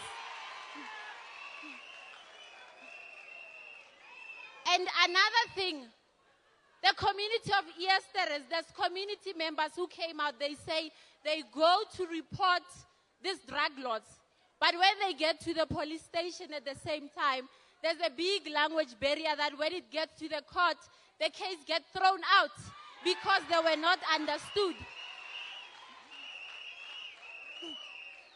But then the community feels that when the statements that are taken out, they really need the police of Eersterust to be accountable because this scourge is going on so much because the police are not taking accountability and the community need the government to stand and to do something for this community.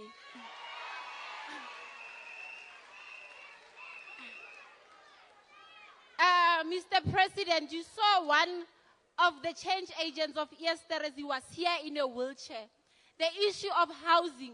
There's so many community members that came out in those dialogues. They say 30 years ago, there hasn't been a house being built in Eersterust. But the community of Eersterust feel and ask the government that please put the community of Eersterust in your list of RDP houses.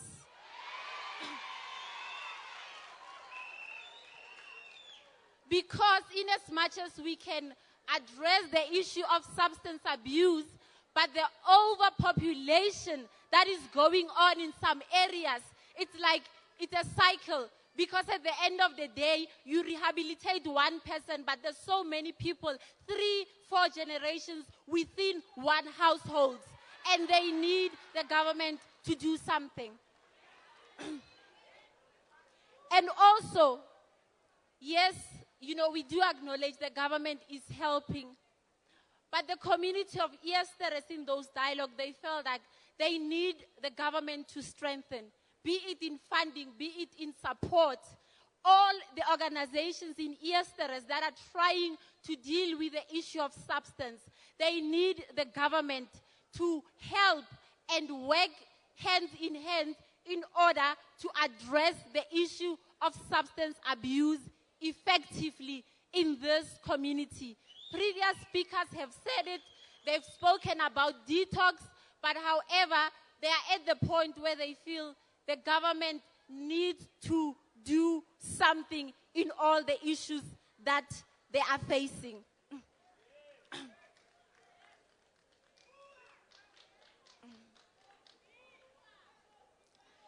And the other thing, the community of Eersterust, Mr. President, as I said, I had that opportunity to hear, I work in this community. Yes, there's so many challenges, but yet there's so many strengths within the very same community.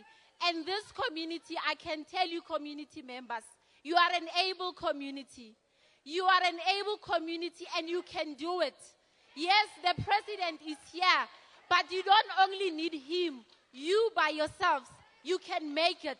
Yes, the president is here. There's things that you requested, but at the same time, I urge the very same community that don't just stand and say, we'll see what the president will do. It's about time that you stand and follow up. He is here, and I believe as a statement, we can also hold him accountable since he is here to help us as the community. Thank you very much.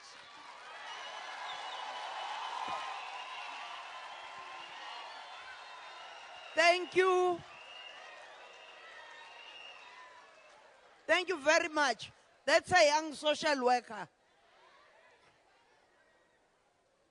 Yebo, and that was our last speaker. I'm going to ask the president